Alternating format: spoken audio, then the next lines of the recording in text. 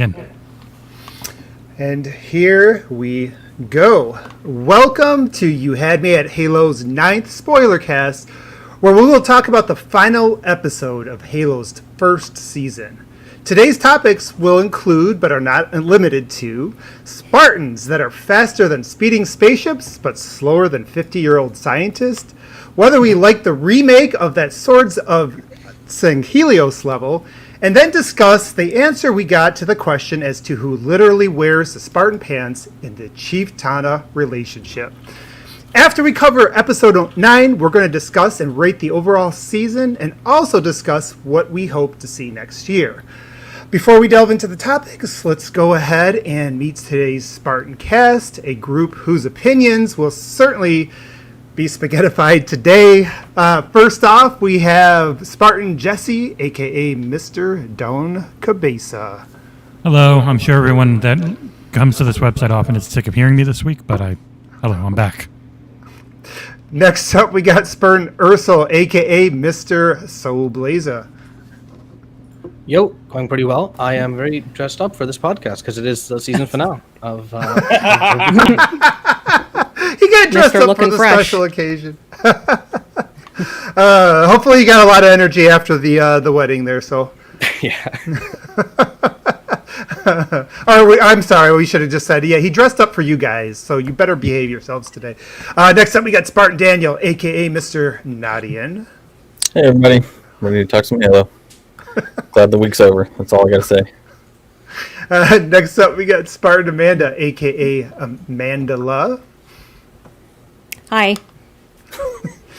Finally, It's going to get spicy. We don't have to be spicy now. It's going to get spicy. Right. Everybody's like waiting. Everybody's like on edge, I feel like, here. So, next up, we got Spartan Austin, aka Mr. Pfhorbear. What the fuck is up, ladies and gentlemen? We have an episode for you tonight. That's more like it. Certainly is an episode. Certainly was an episode. Finally, it's your host, Spartan Abe, aka OneBadMutha. All right, guys and gal, let's get into it. We made it. I will admit that I had a lot of concerns coming into our decision to cover every episode this year because, as I said before the season, my expectations with video game, TV shows, and movies is usually pretty low. I think the good news is that our initial reactions on this panel were not all one note this season. We've been pretty different in terms of how we've interpreted things. I think that is going to continue today, and probably even through some of our conclusions. But it's great. I think this panel is very good at discussing from different angles, and we'll kind of cover some of the things that we really liked and didn't. But first, I'd like to go through just some high level, thoughts from everybody. Jesse, I'll go ahead and start with you. Kind of like your high level thoughts on this week's episode. Pretty darn good from start to finish. Really happy with the fact that none of us knew where it was going. They did a pretty good job of not playing into tropes and not being predictable. Some seeds planted earlier in the year came to fruition, and on the whole, very happy. All right, cool. Mr. Austin, how did you feel, man? I feel like overall, this is by far the most inconsistent episode the show's had. I'm like on the opposite end of the spectrum that Jesse's on. I don't think that it was a wholly bad episode, but the writing, the special. I know that we're going to get into everything, but like high level thoughts. Rough, not the worst episode, but certainly not the best. Okay. So how about you, man? Where you at coming into before we get into all the details of it? Sorry, I had to find my unmute button. I really enjoyed it. I liked it the first time. I was forced to watch it on like a crappy little monitor, and I thought it was still pretty good. And then I finally watched it on lawn mowing. Flipping. Yes. Can you pick someone else for me? To your defense or whatever, Jesus, we can't hear it coming through, so you should be fine. Yeah. Oh, really? Yeah. Okay. Oh, I thought it was super loud. All right, then, yeah. Then overall, I really liked it. And I watched it twice, and the second time, I enjoyed it even more. It surprised me in a few ways, and it got me really interested in others. Okay. Amanda, how about you? Yeah, I don't really know how to put it into words. I liked it, and I agree with Austin that it did feel inconsistent, but I liked people were like, where's the Halo? And now it's like, well, now we got the fucking Halo. You got the Halo you wanted. You got the video game scene that, you got what you wanted. But I mean, it did feel inconsistent for the series, but I still liked it. Okay. And Daniel, you know what? I think, Daniel, if you put on Soul's clothes, by the way, I think you really would pull off the Jesus look today. But anyways, keep going. My hair is up, so. Yeah, I mean, it definitely wasn't my favorite episode of the season. There were moments that earlier on in the episode where I was a little bit like, really, but we'll get into some of those here in a little bit. But I think they actually turned out better than I thought they were going to end up, especially like Halsey, for example. I finally getting over whatever separation I had with or inability to separate between the games and the show. Like, I think for the trajectory that it set itself on, I think it succeeded. I do hope that they get a bigger budget next season. Yeah, I do hope that they stop using the first person horrible CG effect, whatever that was, again. But I think it was, I definitely wouldn't call it my least favorite. And I think that what they did with some of the characters, both in those that had their narrative threads tied up, I thought they did pretty well. But I'm still a little bit iffy on some of the other elements, which we can get into. But I'll get into that stuff later. I don't want to take up the whole time. Yeah, I mean, I'm probably coming in. What made this one different than all the other episodes for me? I probably came in with the highest expectations and hopes of any episode this season, and the reason is episode 5, right? Like, and it felt like we were building up to another one of those, and then you got that little teaser where they showed us that brute, that Chief versus Brute. I'm like, oh, this is going to be off the hook, And I thought it was going to have the best production values, and then I just felt like, as Chief Tana is looking back at Kai to end the damn season and bid farewell, it reminded me almost like of one of those dates that I've had off of a dating app where the person looks nothing like their picture, sounds nothing like I imagined, and I just want to go meet their friend that wrote their profile. So it wasn't the worst episode of the season to me, but I think it was the one I felt the most let down. So I think when we go through some of the details, we can kind of get into a little bit more why. But so you actually have the write-up, right? I wrote basically most of the major events of the episode. I can quickly go through them, and if you guys just want to talk about any of it, just interrupt me. Just be like, oh yeah, this, that, and then hopefully just leads to natural conversation as we talk about this. We did this format for the book podcast, and I feel like it worked pretty well instead of us just right away jumping to the ending. So let's start. So right away, at least personally, I was surprised that the episode started because I had the impression that Reach was being attacked by the end of the last episode. Right, the ground was shaking, things are happening. I'm like, oh man, are they just going to do Fall of Reach in one episode? But nope, the episode starts off with Chief waking up. Turns out Reach isn't getting attacked, and it's just the after effects of the blast. Chief goes to check on Maquis, but she escapes with the Phantom. Chief goes back and finds Kai at gunpoint by both Vanek and Riz. And then after a tense situation where Captain Keyes shows up, talks a lot about stuff, reveals the truth, Miranda kind of gives him this look like, are you kidding me right now? The tension is gone, and Chief basically like reforges the bonds between his family, his fire team. So let's stop there. So because I think this actually, that beginning part to me highlighted one of the weaknesses of the show, and that is the conveniences in writing. Some of the easy way outs, like the fact that Maki got away, and it was just like that didn't seem very difficult.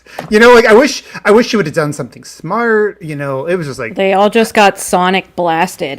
They made a very good point of showing that everybody was very disoriented. And she's just a human, right? She's not like she sticks out, not like she's a Sangheili walking around, just a regular human. I was convinced that the charred body, I forgot about the guard, the like asshole guard that got charred at the end of the last episode. Mm-hmm. I thought for a second, I was like, dude, if that's Keyes or Parangoski, I'm going to lose it. And I immediately remembered. But I will disagree with Abe also here. I think that definitely up to this point, and it's not like it's a cutoff, right? It's not like at one point like the rest of the episode was trash or anything for me. But I feel like the writing was up until where we are right now, like very solid. I think that they did a great job with all of the character moments here. Yep. So I just thought it was a little too convenient. The whole like, oh hey guys, we're all here together at the right time, exactly to discuss. Like he used to kind of discuss that. So I guess that's always like a little tropey TV. They were very close to the room. Yeah, they were like on their way to already. the They room, were I like think. in the hangar They're like on the way there. 10, I was 20 there. seconds away from it. So it was like both the Keyeses knew where to go. They were going to the hangar. They already knew where they were going. So, I mean, there's still security footage and stuff. So, like, they knew where to go. So, not really convenient that they were all there. Yeah, I watched that episode, the last episode again, and it's like they're basically 30 meters away, like all of them. So, yeah. Maki leaving is the one thing I could see people being a little, but again, she's just a regular human, technically, just walking around. I just thought that was too. Plus, she was also the cause of the blast, really. So, it all came from her. She's not under the effects. Yeah. So, she can scooch. I think that it's important to note that obviously, right, like Maki's been around Forerunner tech way more than John has been, but the way that it like immediately affects John in the way that he interacts with the world around him, the way that he interacts specifically with this Forerunner stuff, where like, not to jump ahead or anything, but like we get a warning from a character towards the end of the episode that if he touches something, it's going to freeze him. Whereas like Maki's completely not invulnerable to it, not impervious to it, but has a far easier He time has more with it. control. Right. I mean, that's John literally said that in the last episode as well. He said that the reason he trusted, or he wanted Maki to do, to be part of the finding the the keystone and everything was because of the fact that she had more training, she had more awareness of how to control what was going on. Totally. All right, I'll accept that. I mean, that's not my worst thing. This is just like it just reminded me because there's been a lot of moments throughout the show, and I continue to always harp on these little things. I mean, it's like that's Yeah, too sometimes easy. you gotta let it go. You gotta remember they're TV 500 years in the I future. know, I They're just- better than us. So- They know everything. We'll probably get into this with the They're season surveilled. recap. Yeah. But Yeah. okay, Go ahead, Sol. okay, all right. So next up has a pretty cool scene where Kai goes after Halsey, and she has like this really cool Spartan sprint. At least I thought that was super cool. Jumps up, takes the ship down, confronts Halsey, and kills the assistant. Thank Fuck God. yeah! Yes. Yeah, I'm glad he's gone. That was good. Piece of The shit. guy who was creepy one time that we saw. You can go. Yeah, I wish I you would know, have shown him be more of a the creep, one- like I said last time, but I didn't whatever. realize He's I gone. liked his accent as much as as I did until Yeah, like, I love his literally right accent. before he died. I was like, oh, I love the way this dude talks actually, and then he was Dunzo. Like, Oh man. I thought that was actually a good looking seeing her like Jack, getting it was running sick. and getting on there. It had That the was same probably some of the thing better as CGI in outrunning the. the Warthogs. Yeah. Yeah, Oh, I love yeah. that so much. That was probably some of the better CGI I think in the episode, in my opinion. It did, I bought that. I did want to see creepy scientists get it worse. I feel like he got off a little too easy. I don't know. Maybe I'm just vindictive. he just got smashed in the head He didn't even know what happened. He was just from gone. below. It's funny. I feel like against expectation that Chief isn't necessarily the one that gets the moments where you're like, oh man, Spartans are fucking badass. It's really been Kai 90% of this first season, right? And to see him like smack her in the back of the head with that huge wrench and her to be like, are you joking? Excuse me? End his life was kind of cool. And again, she has been probably one of the bright spots of the whole season. Now the only thing I would question was the fact that she prioritized Halsey at that moment over helping Don't question get it. the heart attack. She That she was, has feelings now, and she really took it bad when she found out the truth. I mean, I get that, and that's the one thing we kind of lean back into. But yeah, that was just something that the fact she went after it more for, to get revenge. I guess it felt like, rather than like. Well, hey, and I need also to this stop her person. from getting away. Somebody got to. Yeah. Well, I mean, Right. you can still do your primary objective and still, you can shoot. They can clearly walk and talk at the same time, right? I mean, that's kind of the point of that. It's like she's already there. Why wouldn't she ask her about, her actual identity, who she is? I mean, she's the only one. She's literally one of the only people alive who would know any of that stuff. Yeah, who knows? I was watching something, and they make a good point where it's like the on-screen relationship between Kai and Halsey, we don't really see much, right? But technically, they've had a pretty in-depth off-screen relationship, right? Because she's still technically like her mother figure. Mm-hmm. So that kind of comes into that conversation. Yeah, it'd been nicer if like the relationship was fleshed out a little bit more. But hey, I would have loved another couple episodes, but we didn't get it, right? So. Yeah, the one thing that reminded me of in Mass Effect 2, when I decided to do all those side missions before going to save my crew, and then they were all dead because I did that. And nobody told me that was going to happen. So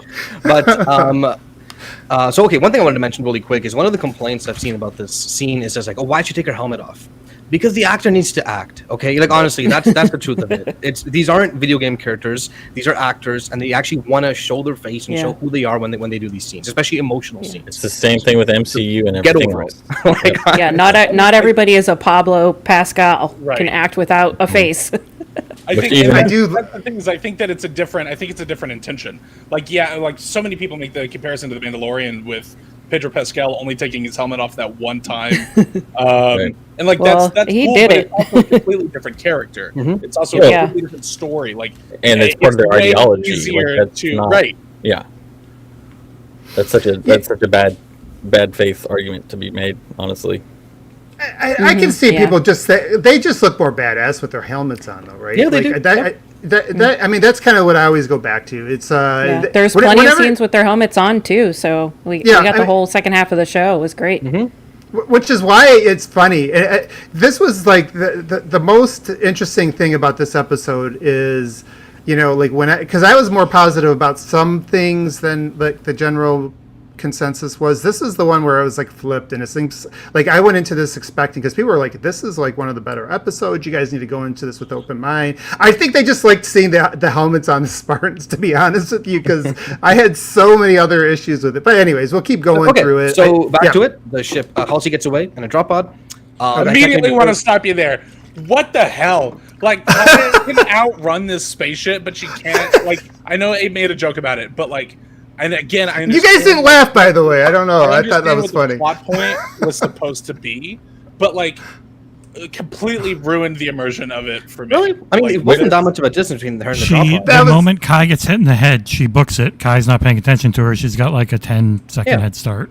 And it was like a 10-second sprint. I mean, she outran a spaceship. Like, he can't convince me that was okay, wait. Hold on. As somebody who ran track, there's a massive difference from being able to like sprint at a whim when you've got like 2 feet in front of you versus, when you actually have an open. Again, no, Spartan super soldier should be able to do something. I was the same as that was the first thing. I don't know why it was. I was watching. I was actually watching. Yep. Yeah, I'm watching her run. I was watching her run, and she starts off like really, like I don't know if we really have to nitpick to have a better. It just happens. I wanted the Spartans to have a better first step. That's all. More explosive first step. They got to work on their first step there. She's been skipping leg day, then I guess. It is nowhere near my biggest gripe with this episode, but I was just like, come on. I think that the reason that she got away is very interesting, and is very Halsey. So it all works out. Yeah. I thought that was very smart. At the end of the day, again, we'll get to it, but at the end of the day, referencing that, Halsey got away hard. In this same scene, they say, "Hey, the package is ready," and Halsey's like, "Okay, fine, let's go." Which we'll get to. We'll get to soon. Yeah. So the ship crashes, and we get at least what seemed to me like a kind of Halo 3-esque ledge grab, and back into the battlefield. That was kind of cool. I like that. Yeah. That's good. Cool.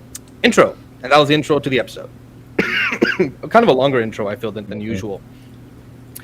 The episode then starts off with Chief finding a clue to the planet based on something McKee said. The Spartans suit up for the mission, and Parangosky has this one line which becomes pretty poignant, especially later on, where she tells the Chief, "Hey, for this mission, John must no longer exist. Only the Master Chief." Mm-hmm. Chief has a talk with Captain Keyes, which I actually thought was pretty good. In fact, I started really liking Captain Keyes' character. I did too. I've liked him. I think that both the Keys. We'll probably get into this in our recap later on today. Yeah. But I think the Keys have been pretty consistent to me. I know, I think in episode 1, people thought maybe Miranda, they weren't sure, but I thought she did. Both of them together, I thought were good actors and actresses. And I think even we'll get into more of that later. But I thought think they've been good consistent throughout the season. Chief has that talk with Keyes, and Chief says something like, "We're all facing a reckoning one day," which is totally true for Keyes if they're even remotely game accurate with what's going to happen with the character. And then they start their mission. Before that happens, Halsey's life pod is crashed, and they take her into custody. I actually kind of love this scene because Halsey, the entire show, has been non-stop smiling. I'm not sure if you guys have noticed, but there's always like a little bit of a Smirking. Yeah, it's arrogant. Yeah. like always. And then this one scene was finally like, yes, you're not smirking, yes. And then I know what happens later, but still, you know what I mean? Like for this one scene, it was awesome. Just seeing her actually be on the back foot for once. Technically not, but you know what I mean. I always get confused about this. So, which was the Halsey that got arrested? She was already the fake Halsey. Like, Halsey Correct. was never. Correct. Yeah. Okay. I don't know why I asked that, obviously. I was really quick, Aarsal. I was going to interject too. Like that point, that was obviously paid off later. But at that point, I was aside from the fact that this is not the Halsey from the games and the books, that was the point where I was like, all right, this is bullshit because Halsey is too smart to I felt the same way. Yeah, I kept waiting. I'm And like, then what's her obviously- card? I'm like, how's she gonna get out of it? Yeah, and then obviously we know what happens later. And but even when Miranda tells her like it's Article 72, which we know from earlier in the season, that means like death sentence, like you're done. I was like, how is she gonna get out of this? Right. Like, I was still so into it. Yeah. I kind of felt like her arrogance just eventually comes up to it, right? Because I mean, it happens in the games too. Eventually, things catch up to her, or in the books, I should say. Right. And in this case, that's what it kind of felt to me. But I also, like Pfhorbear mentioned, I'm thinking like, there's no way they're like gonna lose a valuable asset that's this valuable, right? Like something's gonna happen for sure. Is how I thought of it. Yeah, Abe? Yeah, no, I was going to say, I mean, that's been the one, so like, and this was a continuation of one of the strengths of, I think, season 1, I think, was the Halsey character. Now, some people don't like the fact that she's there's not enough gray in her. It's pretty much all evil. I still think they have room for that, but which we'll get into later. But they wrote her not to be dumb, and I think outside of I felt like there was a miscalculation from her in episode 8, but overall she's been a step ahead of everybody. She's always been manipulative. Can't even there I go with my enunciation again. I always misenunciate at least a few words every single show. It's a bingo card. So she's always been a step ahead of them. She's always seemed to have the advantage, and did it again, and everybody else is just kind of pawns to her. So again, I think kudos for that aspect of the show. Huh? I'm sorry. I was going to say, I think it's important that this season ends with her like accomplishing another feat of like superior intelligence over everyone else. Just like the complete total escape totally works out for her. I think that is going to be really important rolling into the future. Yep.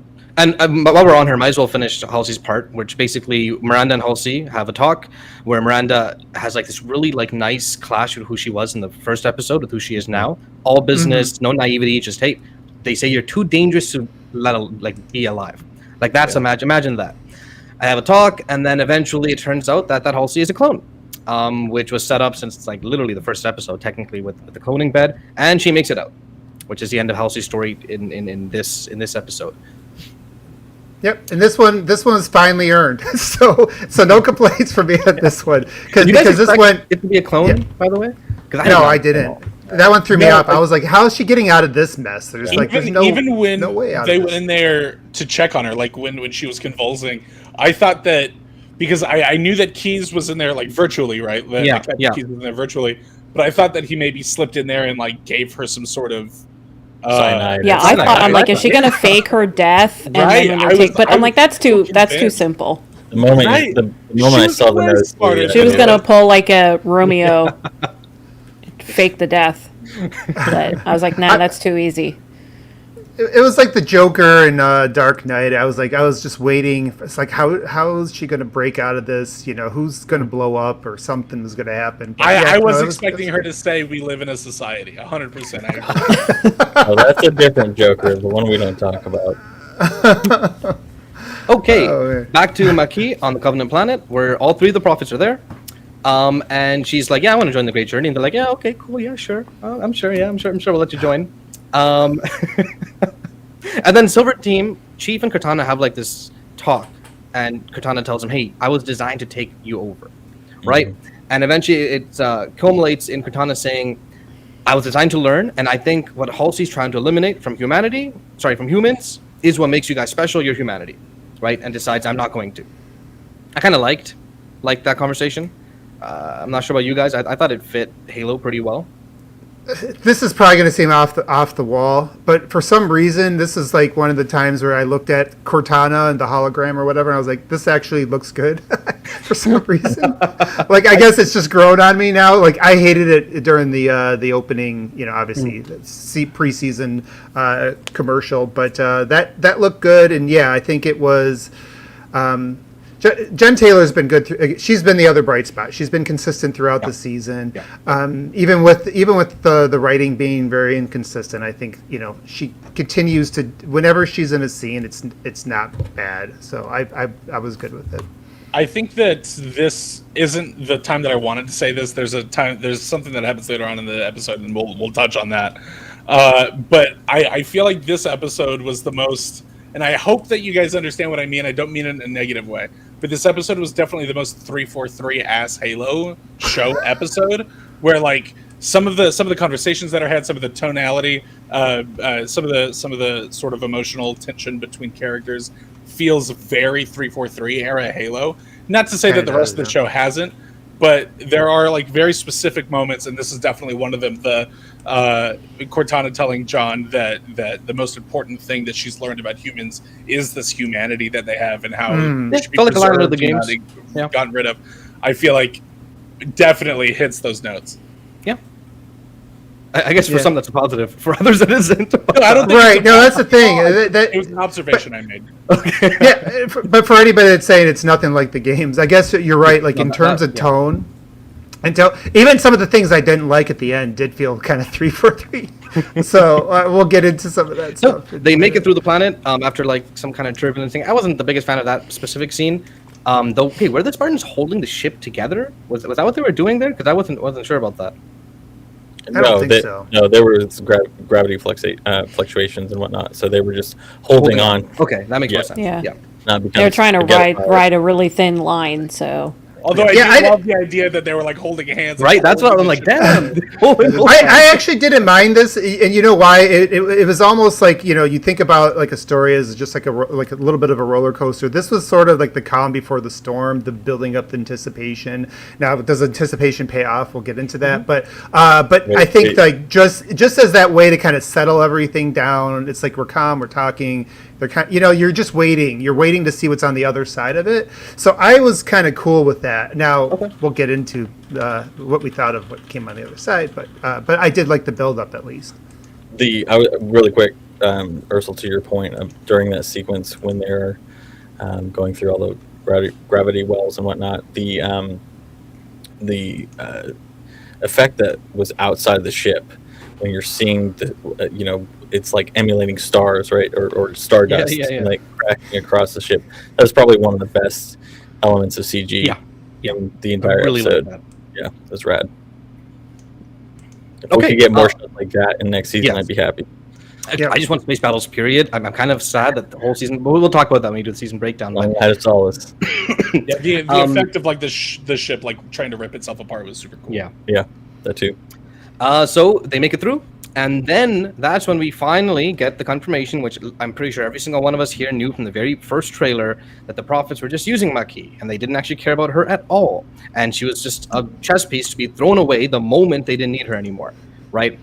Maki does not hear that, obviously. I mean, that was kind of expected, right? That was not... Yeah, which is good. She at least didn't hear it. Actually, you know what? I'll be honest with you. I didn't think it was whatever that turn was going to be. I didn't expect it like this soon. I guess. I don't know. Yeah, it was just it was a little too quick for me. It just I don't know. It's just how fast they kind of turned on. I kind of agree, and it's kind of short sighted on the prophets. So it's like, okay, they're going to use her to get to, but then like, what happens when you get there? You meet a fucking human. Oh, I didn't think they're going to kill her right away. I thought more it's like they're just talking about themselves. Like, oh, by the way, once we do the great journey, she's gone, right? Oh yeah, for sure, of course. I think it very obviously in retrospect, I think it very heavily rather hints at what is to come. Right, exactly. Yeah. Like there was a lot of foreshadowing in this episode, and I think sometimes it was like that was one of my few complaints, was that was a little bit overhanded. But we'll get to that. Yeah, it like that for some reason. It just felt like I don't know, like cheap or. Like why are you even talking about it at this? Why are they even talking about it at this point? I don't know. It's a show, and you can't do inner monologues, and so people have to talk. It was that one prophet that was like an idiot, right? Though. Because they're not the ones that end up killing her anyway. So it's almost like it was unnecessary in a way. It was just kind of I don't know. Just again, small thing. It's not a big thing. It seems like they wouldn't want to get rid of her so quickly because of how useful that she's already been with the Halo. Right. So they're just like, they just couldn't wait to get rid of her. It's like, well, I don't think they were talking about getting rid of her then. Exactly. I thought they were talking about getting rid of her once they are starting the Great Journey on Halo. The line they used was she'll burn at the Great Journey along with the rest of her race. Not that they'll kill her right once the Great Journey starts, she will be burned along with all of humanity. Yeah. And I thought that line they needed the star, like they knew they need the star map. They use that to get to Halo, and then she's there, and she can help, and then she activates the Great Journey. Yep. But it's like really seems like the Halo is meant for human beings. So why would you want to? Well, for them, they don't think so. Right? They think it's their. Well, that was always the Covenant, the prophets. To get them the whole way there. That was always like their great lie to the Covenant, was that human beings were the actual choices of the Forerunners. They never told anyone. They pretended it was them. Yeah. Yep. As for why they bring it up there, I kind of makes sense. This is a holy ground for the Covenant. Well, it's Sangheili technically. Regret's an idiot. We all know that from the games we played. And he's like, man, come on, dude. How long we got to keep this heretic around? Like, can we just kill her already? Right? And he's like, no, chill. It makes sense with it being like a holy land, right? Like a holy site. Why someone especially as like flippant as Regret is would be so overly cautious about like, well, are we gonna kill her? And Mercy being like, "Not now, you idiot!" Like, eventually. Of course we will. Since we're talking about the Covenant world right now, and we've now landed on that, can we talk about that set? Because I think throughout the season, most of the sets for me have worked. And I said I'm not the aficionado. I just kind of tell you how I feel as just a Halo-ass fan. Most of them have worked for me.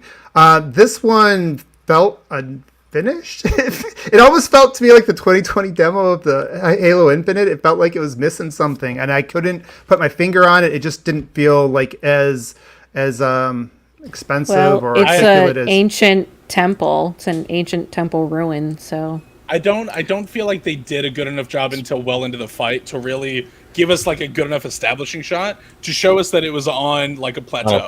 Right. Like I called this map and like we'll stick to it. This is a Halo 3 Forge map, like 100%. I know that not everyone's gonna love that, but like I think giving us an establishing shot way earlier on, like as they're landing, would have gone a long way for me, like enjoying it more than I did. But I felt the same way that Abe does. I was like, man, like. This is rough. This is definitely the set that got the least amount of love. So interestingly, when I saw that, my very first thought was, "This is COVID. This is a COVID casualty." Why? Because literally I know, but literally every single other set in this show was on location or was practical. The forest was in the forest. You see the behind the scenes stuff. Right. This one was just pure blue screen and a bunch of fake sand and some buildings. Like this really felt to me like, hey, we wanted to go out and do something bigger. We weren't able to. Yeah, and that's kind of what I was going to say earlier, because like as somebody who watches tons and tons of BTS for shows, movies, whatever, You know, a lot of people are like, oh, well, compared to this, and then you know, I bring up, okay, well, compared to that comparison point that you're bringing up, those were literally the same 3 sets throughout the entire season, or this was you know, all practical. Like when you have those elements, like I definitely think that area did not look great without it wasn't on location, right? It was right, exactly, and it was it was CG. I mean, that's part of the few complaints of inconsistency I have, but I also understand why, between budget, between like some of the stuff having to be scrapped. Like this was very clearly like, keep in mind, the reason I even mentioned COVID is because this is not something new to film. I mean, to television. Another show I was watching that just released a few months before this one literally had to scrape their entire last episode location because they were not able to go there. Yeah, look at most of the Disney shows. I think that's all very fair, 100%. I think that shows like The Mandalorian do their blue screen stuff. Obviously, a different budget scope. Well, a different technique, right? But 100%. I think though that if we're judging the show objectively, which is what we're doing, or subjectively, I think it's fair to point out that like it's definitely one of the worst sets in the show. Yeah. Oh, I agree. Yeah. 100%. Yep. And again, I liked it. Yeah. When I saw it, I thought it looked. When I saw it, I honestly thought it looked really beautiful. Like it was just, it was sparse. Like the sky was just clear and sparkling blue, and everything was like glowing orange. And it looked very alien. And it looked great for me as like an old ancient temple, and the lighting was really good. And I mean, it really had to be a lot of CGI for all the action that was happening in it. So I don't even know if an actual set would have been practical, really, because they were just doing such inhuman stuff. So I don't know how they would have. So they did have a set, but it was like, you know, like fake. Like, sand look how beautiful it looks. Honestly, I'm forgetting this. Sorry. I will say that like visually, as far as like backgrounds go, right? Like specifically the sky and stuff, I thought that all looked gorgeous. It's like this area right here just looked. It didn't merge properly. It didn't. Right? It didn't. Yeah. It reminded me of like Never-Ending Story. Yes, that's very super fantastic. fair, Like very sparkly Yeah, and bright and like really crisp in a way. It's like it's really hard to explain. Yeah, really. I will agree. This is probably one of the weakest sets in the show. But like personally, I saw it. I'm like, okay, so this set is not as good, and I just kind of put it aside and then just watch the rest of the episode. Well, you know what, too, and I'm going to be really. When we get into some of the season finale stuff and going into next season, I think we'll talk I'll be able to talk about this a little bit more. But a lot of my feelings, and I'm admitting this, are skewed because I've been, over 20-year Halo fan, and I know we keep talking. This is a different thing. You got to separate it. But my brain doesn't. I saw this, and I know we're going to Covenant Planet, and I'm like, this is going to be Swords of Sin. Like, that was actually one of the best levels in Halo 5 for all its problems. That was one of its, best-looking playing levels. And for some reason, this looked less interesting than that. So, again, it's probably like that expectations versus, that this is Sang Helios. I think that'd be super interesting that the Spartans visited Sang Helios super early. It makes a lot of sense from a visual standpoint, like as far as aesthetic kind of goes. Definitely. It has that, right? Like, am I totally crazy in thinking it had a little bit of that to it? I mean, I mean, the statues are Sangheli, so yeah. I think the show does put way more emphasis on the Sangheli being like the main race of the Covenant than obviously the games do, right? Like we don't see a ton of grunts and jackals and stuff. It's the Sangheli more than not. But like look at this shot that Jesse has pulled up. Like this is straight up like the guns lowered levels out of Halo 5. Yeah, it is. Yep. And that's the thing too, is like none of it. I just no worries, please. Like I don't think it's I don't think it's bad. I just don't think that it lives up. Like the show has done such a great job with its sets up to this point. I totally understand and appreciate why this is a lesser set, right? COVID restrictions, everything. Like, but you're right. It could be just that they tried to make it more alien, and this was the result. In which case, I agree with you. I prefer it more grounded. Yeah. Yeah. And that's like we were talking about just a few minutes ago when they were coming out. I was really looking forward to seeing what this, because they've done that so well with so many of those scenes. The first time you get to see these new sets, they kind of, a few of them I've just from an artistic standpoint. Again, I'm not an expert in terms of what's great CGI, but artistically I've really liked a lot of them, and I was expecting something, and I guess I just didn't get it. So and we'll even the Halo is practical. Like the set they're on for Halo is them. They're on a hill with like some grass. Like even that was practical. So I don't know. We'll see. I literally asked actually, and there's a Q&A happening next week with these guys, and I was like, hey, ask your questions. And I'm like, hey, did COVID affect you guys at all? Or like, how did COVID affect you the most? I submit that answer, and hopefully we'll get something. But okay, moving on. They do the orbital drop, and such a beautiful scene. I know it was in the trailer, but it was still so good. It's literally the scene out of Halo 5. Like the shot rotation and everything. I was like, holy God, like this is straight up. I need to let this green playing. Which was one of the best scenes in Halo 5, by the way. So 100%. yeah, this was Halo as Halo. That was cool. Yeah, that was some fan they service. land on a grunt. Also, I guess we just kind of assume Spartans can survive terminal velocity, right? I mean, is that just an assumption at this point? Yeah, I was wondering about that because they didn't have the jetpacks to slow it down. So I mean, neither did Chief in Halo 3, so I'm just assuming they can that's survive true. terminal velocity. Yeah, it's just I don't All know. that biogel doing some heavy lifting there. And they did jump before atmosphere, so that makes sense. Like after atmosphere, sorry. So I'm not going to get burned up in that. But anyways, they land on a grunt. We got a one-liner from the Chiefs, pretty cool. They got sleeping grunts. That was awesome. Yes. That was some Halo as Halo. I was digging it right there. And then I loved Vanek's excitement when he picked up the Needler. Yes. He was like, "Come to Papa" or whatever he said. I loved it. Daddy. Yeah. And then the battle sequence starts, which I thought was, when I first watched it, I thought it was pretty good. When I watched it again, I thought it was really damn good. And I'm curious what you guys think on it. I would say yes, minus the first-person helmet. That just needs to go. I understand I know who they're trying to like coddle to with that, but I loved it. I didn't like it in the first episode, but in this one, the moment it switches first person and the music gets a little muted, and it's like in, and you can see the ammo counter go down, and then it goes out, and the music pops up again. I loved that whole scene. I mean, the ambiance is great. It made you feel excited. Yeah. It's just it looked bad. I thought it gave a good idea for just how actually chaotic it all is when you're the one doing it. Because you see it in third person, you can see what's coming around, but like when you're going as fast as they're going in actual first person. And hearing it the way they're hearing it. Mm-hmm. Yeah. So I'm a sucker for like the single shot stuff, and that kind of felt like it just continued that aspect of like, hey, this is all one shot, even though obviously there's hidden cuts and whatnot.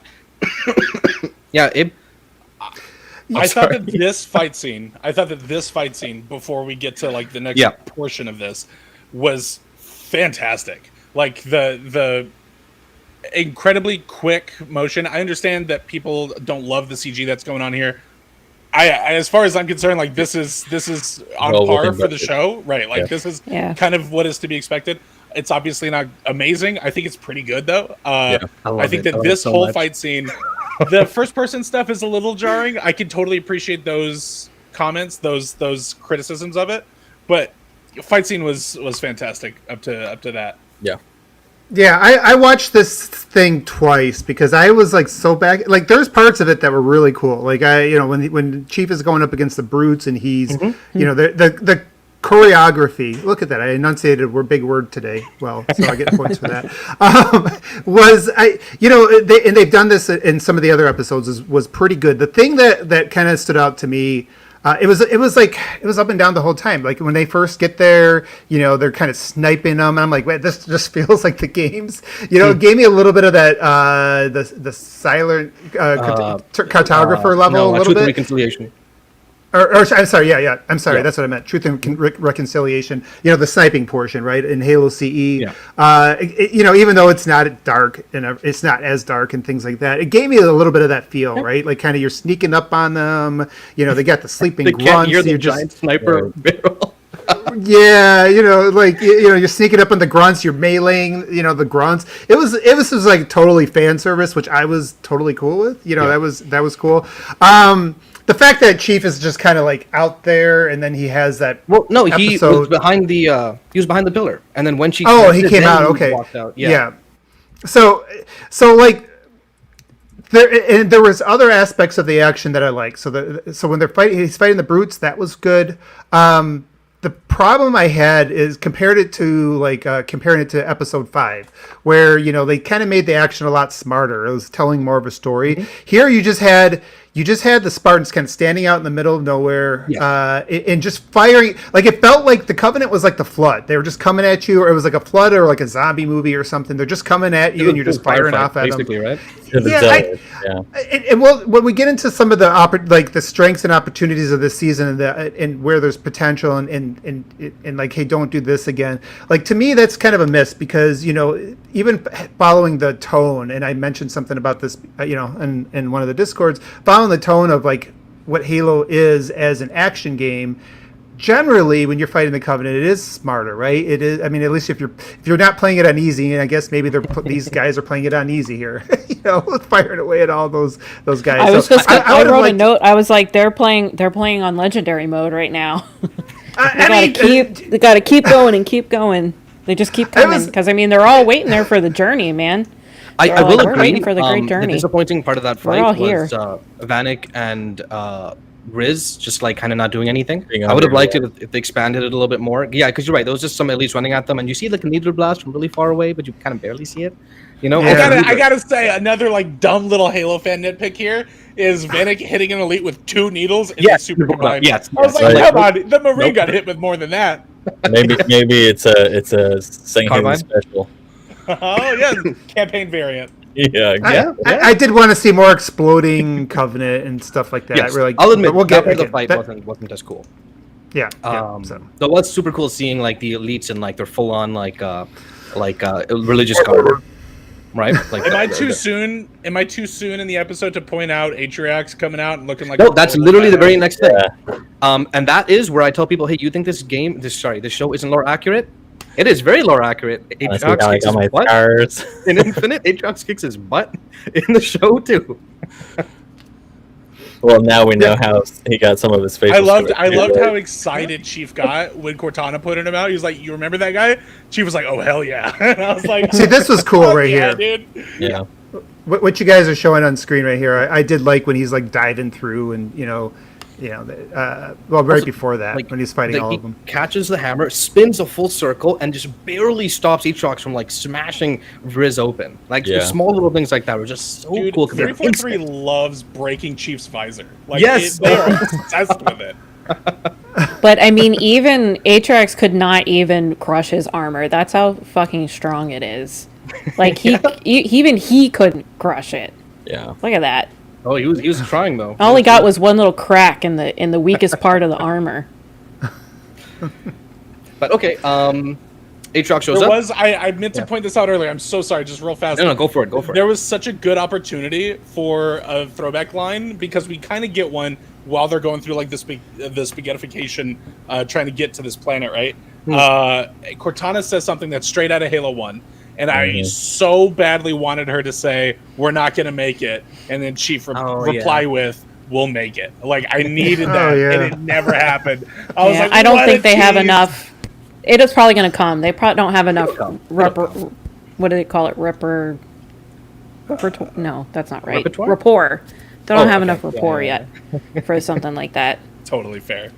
It's going to happen, probably. Atriox kicks Master Chief's butt.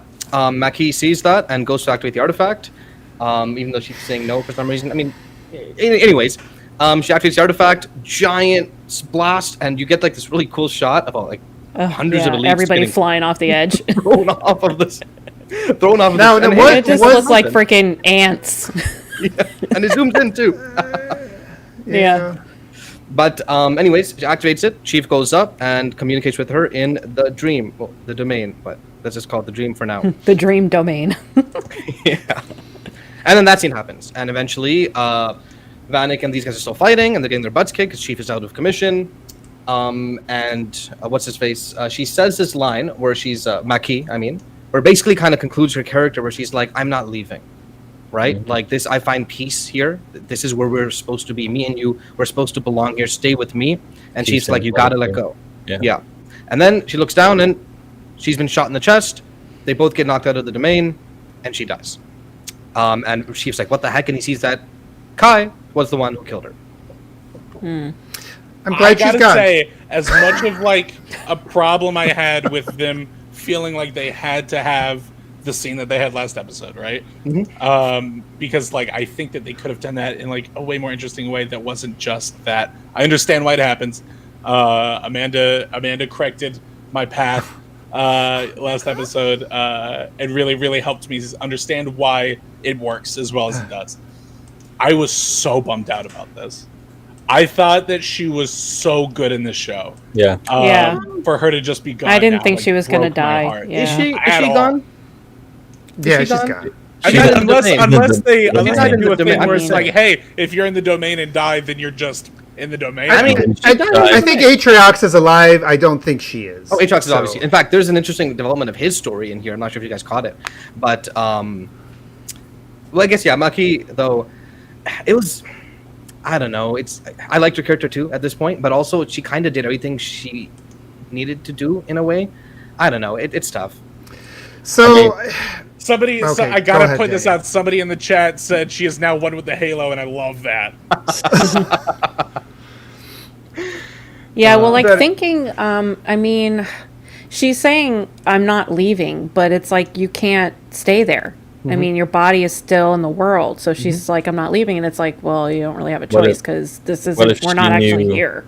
Well, yeah. What if she knew because she? I just felt, sorry. I would say, what if she knew something that we don't about The you know, domain. Yeah, like Yeah. I think it makes sense. Like I said, Yeah. a few episodes back, part of her gayage could be that she just has the perception, the same way that John was just able to navigate the ship earlier in the episode. I wouldn't Yes. be bummed That's- out for her to come back next Yeah, season that's and what be I like, think from that. I am now an Ancilla. yeah, it's like I know we've seen the body, right, and that's always the trope. You don't see the body, they're not dead. But I feel like this is one of those. Yeah. where I think Yeah. she's We're just gone. we're just so jaded now. It's like it was like, are they really dead? Like Yeah. every single person that dies, are they really dead? Right, and Bring they it back like already Jon Snow. Yeah, Nobody's they ever already- dead. you've seen the body thing with Halsey, right? Like Yeah. we saw Yeah. the corpse Right, of the 100%. son, so- If her body was still, if they were taking her body back, you might even see her become an AI Yeah. or something like that, and that might make sense, or you can do something interesting there. I will Yeah, say, they didn't show them taking her back to the ship or anything like that. No. So. And then They- we they get a left her- Cortana Marquis romance and be like, I mean, maybe But- Cortana was like, "Fuck her," decided not to bring her back. Well, you saw I'm how mad. she was looking at him, like Fuck her. Nah, man. Even if she did die, I feel like her character kind of went through her whole story arc. By the end, she didn't trust the Covenant. She didn't trust the UNSC. All she had was Yeah. just the peace she felt John. on this ring, right? And John. Yeah, that's what she's like. She could she could never trust anyone, and Yeah. So- she had a really sad life if you think about it. But it, Oh yeah. you always have the trope. At least she had a little bit of happiness, but it was like overall her life was really shitty. One night of happiness. So It was like, Yeah, basically. that's like I not had one barely. 5th grade equivalent crush, and then my life is over. maybe in maybe retroactively, I feel more okay with the sex scene now that she's dead. I'm like, oh well, at least she got the oh, one. that's messed up. At least you got but That's I don't know. messed up. Like so, I've never been a fan of her in the show. I never really bought the Covenant, the Human Covenant. And this, so to me, the positive is that they can start next season kind of fresh with No, a Covenant as Covenant. Let's finish this. But because I this did is think- the big thing that I think needs to be talked about at the end here. But Oh, yeah, I did want to say yeah. that I didn't think that this wasn't a good payoff for her, I guess is my thing. It just felt anticlimactic or didn't have enough.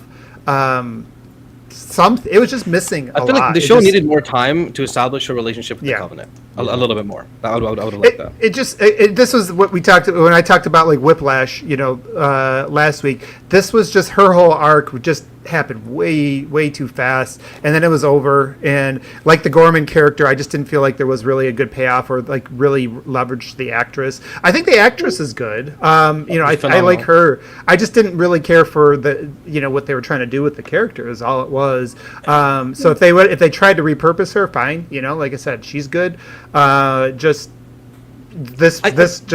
They could have done that better. Is my. I feel like you also need to look into how she affects other characters, mainly the chief, right? How this end of her story will affect the continuation of our main hero, and in that aspect, I feel like she still played a pretty pivotal role.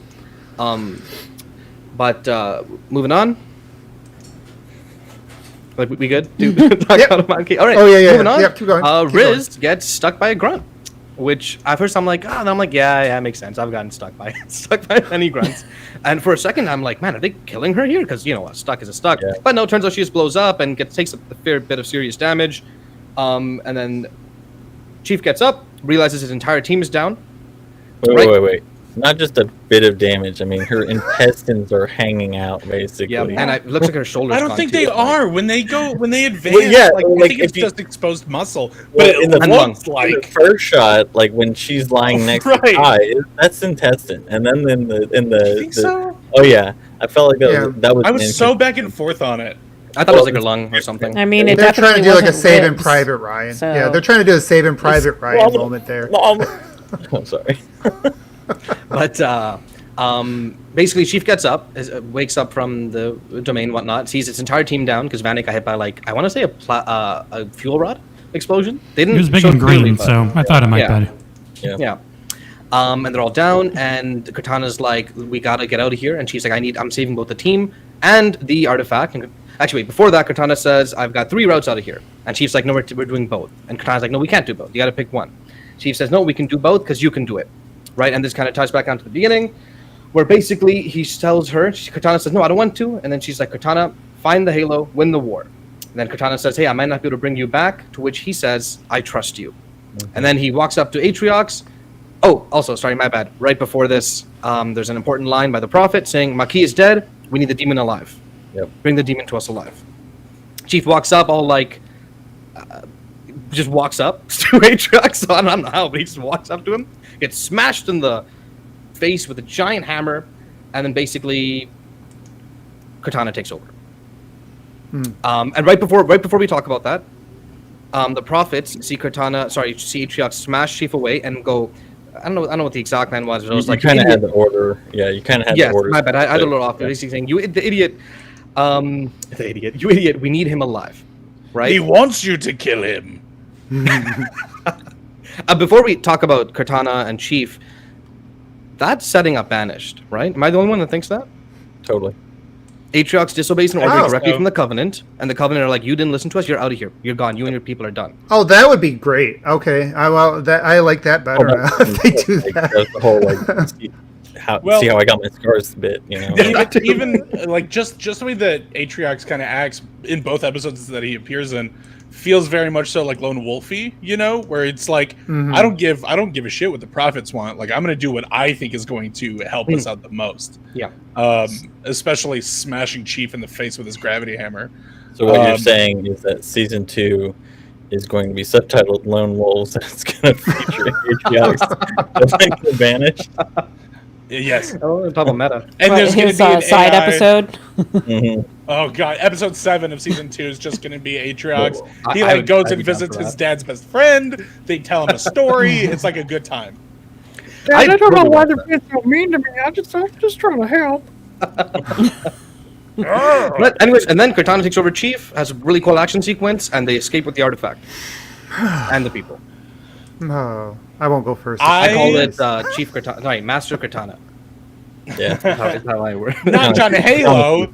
Now it's Court Halo. It's Chief Tana, right? Yeah. This is probably my biggest hang up with this episode is the Cortana section.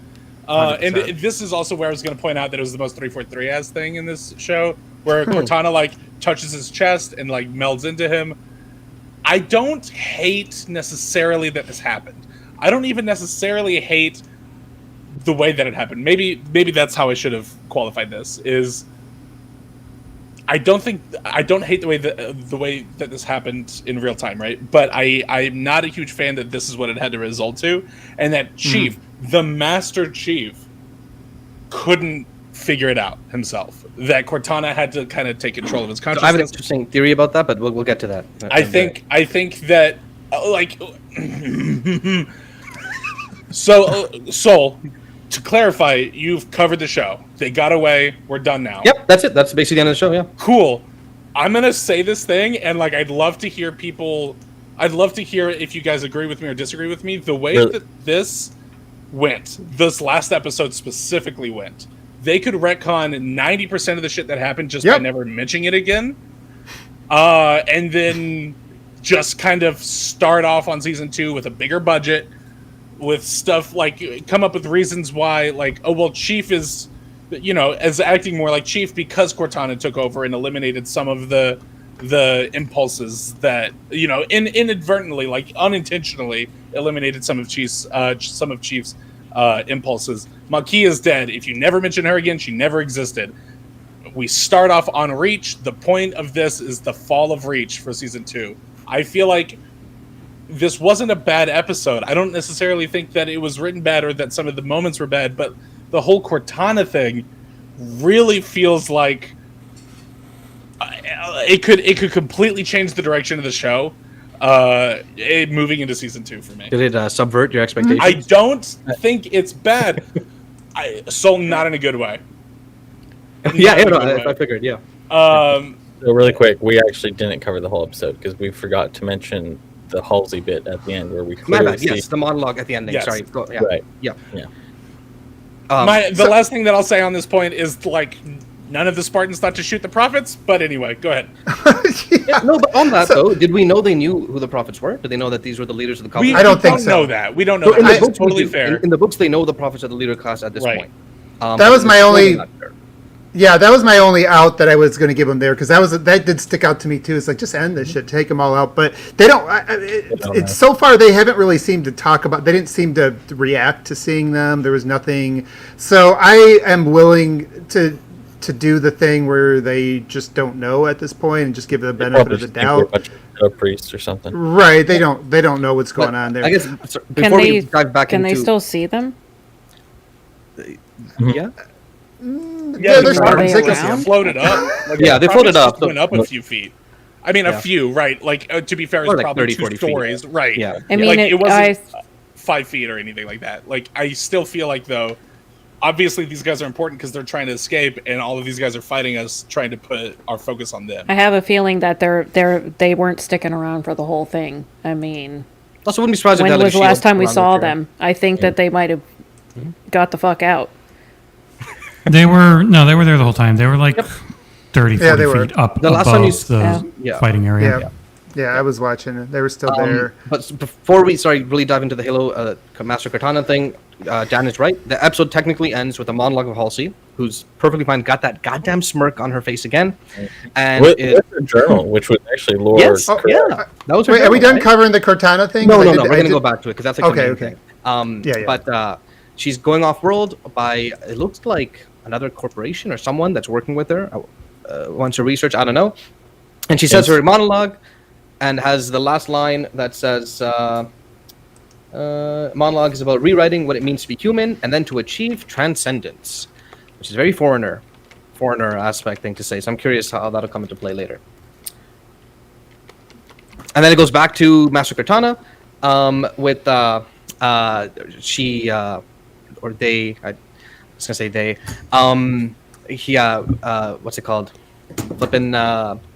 Cauterize Riz's wounds. Oh, it's also, was I the only one who thought that Riz might actually die here a little bit? I thought she was going to die, yeah. Right? I mean, that, she was the most underdeveloped out of the like, she's probably has the least brand out of the Spartans, but that's also why you wouldn't do it, maybe, you know. I won't rant for too long about it at all. I promise. I think that it wasn't deserved enough. I don't feel like we got enough of Riz this season for it to have been meaningful. So there was a part of me, just like Halsey, right? Like, there was a part of me that was like, I can't believe they're going to kill her right now. Yeah. But when she recovers, when she cauterizes the wound, I was like, okay, cool. Like, she's super hurt, but at least she's gonna make it. Yeah. Mm-hmm. Yeah. And then Kai looks at Master Cortana. It's like, John, is that you? And it just goes back to them and looks into their visor, and it's cracked, and the show ends there. All right, so I've watched the second half of this twice because that was the part that I was when the first time I saw that when Cortana took over Chief. I think I struggled to really take in too much more what was happening because I was too busy shaking my head. You missed the dual wielding? It's hard. It's really hard to focus on a show when you're doing this the whole time. So I had to go back and watch it again. And so that did hit me like in a really negative way the first time. It's something I didn't want to see since they foreshadowed it. The one thing I will say is, as I kind of came back, it's like, okay, obviously they're going to reverse this, right, in some shape or capacity. So from the standpoint of really setting, this does kind of tie into next season, but I do want to like give them credit here. The way the show ends, it's a positive and a negative. On a negative end, it feels like you went through this whole arc and you're almost back to where you were. It's like you spun in a big circle, and it's like, okay, like it's like you did this pilot thing. Nothing really happened. You can go in any direction you want. You can make Chief anybody you want at this point. Maki, the person that's a covenant that people didn't like, is no longer a thing. It's like you are now back almost to where the games are, if you want to, right? And so from that standpoint, I want to give, and I don't know if this was intentional or not, but from that standpoint, what they did with the ending of this, they give themselves, the writers did not corner the next season's writers, right? So that the next season they can take all this feedback and they can go in any direction they want. So I do want to say that as a positive. Whether that was intentional or not, I don't know. But so when I rewatched it, I didn't hate it as much because I'm like, because when Kai like says, "Chief, is that you?" and he turns around, or she turns around and looks at Kai. It was like, for some reason, that felt the most cheap ass Chief in the show for that moment. I mean, that's intended though, right? Because that's the player controller playing Chief, basically. Right? That's what that whole scene was about. Really, it's what I think. Yeah, so I guess that part I became more okay with as I sort of took that in. At the time I was watching it the first time, I was just like, I was kind of, I was done with that. I mean, I'll just say my piece really quick here. I absolutely hated that Cortana took over Chief, in the sense that I don't want this to be the Chief, and people are saying that. I'm like, no, Cortana is not Chief. Like, these are two separate, distinct characters. Yeah, right. And he's coming back. He's right, Dan. No, you're absolutely right. The ironic part is like the amount of complaints that I saw about that, and obviously like Abe just admitted, that turn, that callousness is like the quote unquote Halo ass Chief that some of these people want, even though like it's really not. But okay, but like so they don't like Chief when it's Pablo, but then they don't like Chief when it's the Chief that they want from the games that they supposedly think they like. Well, to be fair though, to counter that, like to play devil's advocate a little bit, it's not Chief, right? It's Cortana. Yeah, that's a huge part of that. Or the player character. Yes, I get both sides. I get both sides of that argument right now, and it's like, again, they can go any direction with them. But it was jarring. I guess maybe that's the way to say it. It was such a jarring thing for somebody as a standalone show. It made sense. They set this up since the beginning, right? It's not like this was unearned. They've been foreshadowing it. If there's anything they've foreshadowed more than anything, it was this. Even within the episode, so it's not like from its own thing that's separate from the games. It was in that way that it's fine, I guess. Amanda, but if you think, I'm gonna cut off Abe right here because I need to know what you thought about it. I was trying to gather my thoughts because I mean, I didn't really think about it too much, but what did stand out to me was that once Cortana was in his body, she didn't act like herself or anything. She was just so blank, and I was like, it didn't feel like anything, and I was underwhelmed by that. Like, I get her taking over his body, but then the way that she was acting after everything was done was just very bizarre to me. I didn't get why. Maybe Jesse, did you have a feeling as to why she acted so strange? Because she's not a person, and it's weird controlling a body. Never done it before. sort of getting used to all of it on the fly. Like, you're designed to do it, but you haven't actually done it because it's not a thing they could test. Knowing how Halsey was in this show, maybe it was something they could have tested. But like, she's never done it. It's something brand new. She's fully focused on get the artifact, get everyone, and get to the ship as quickly as they can. So like, everything for her is just, I need these results, and not, like kind of like Upgrade, Flair, right? or You guys have seen that? Yeah. Yeah.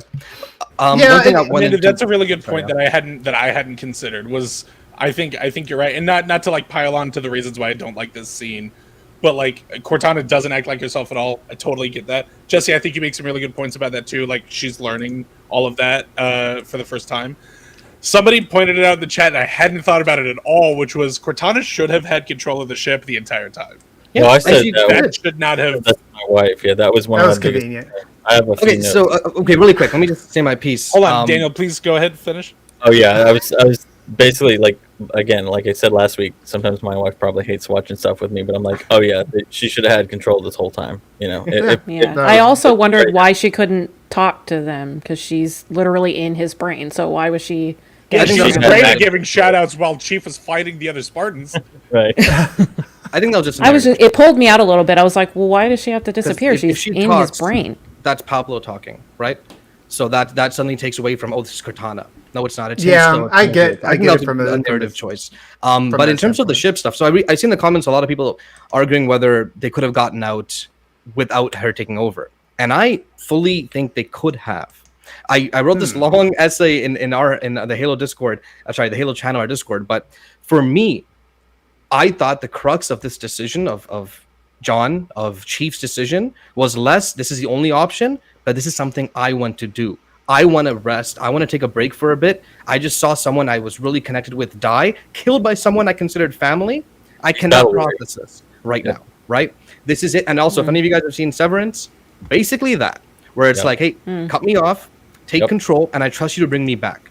That's what I thought his primary motivation was regarding giving Cortana control. And I'm a sucker for characters that exhibit weakness. And eventually overcome it. So for me, I kind of loved that decision because he's coming back, obviously, right? Right. Yeah. Yeah, Aarsal, that's Yeah, exactly I had. right, Amanda. Yeah. No, go ahead. I had no issue with her taking over his body. It was just. It was after. just. Yeah.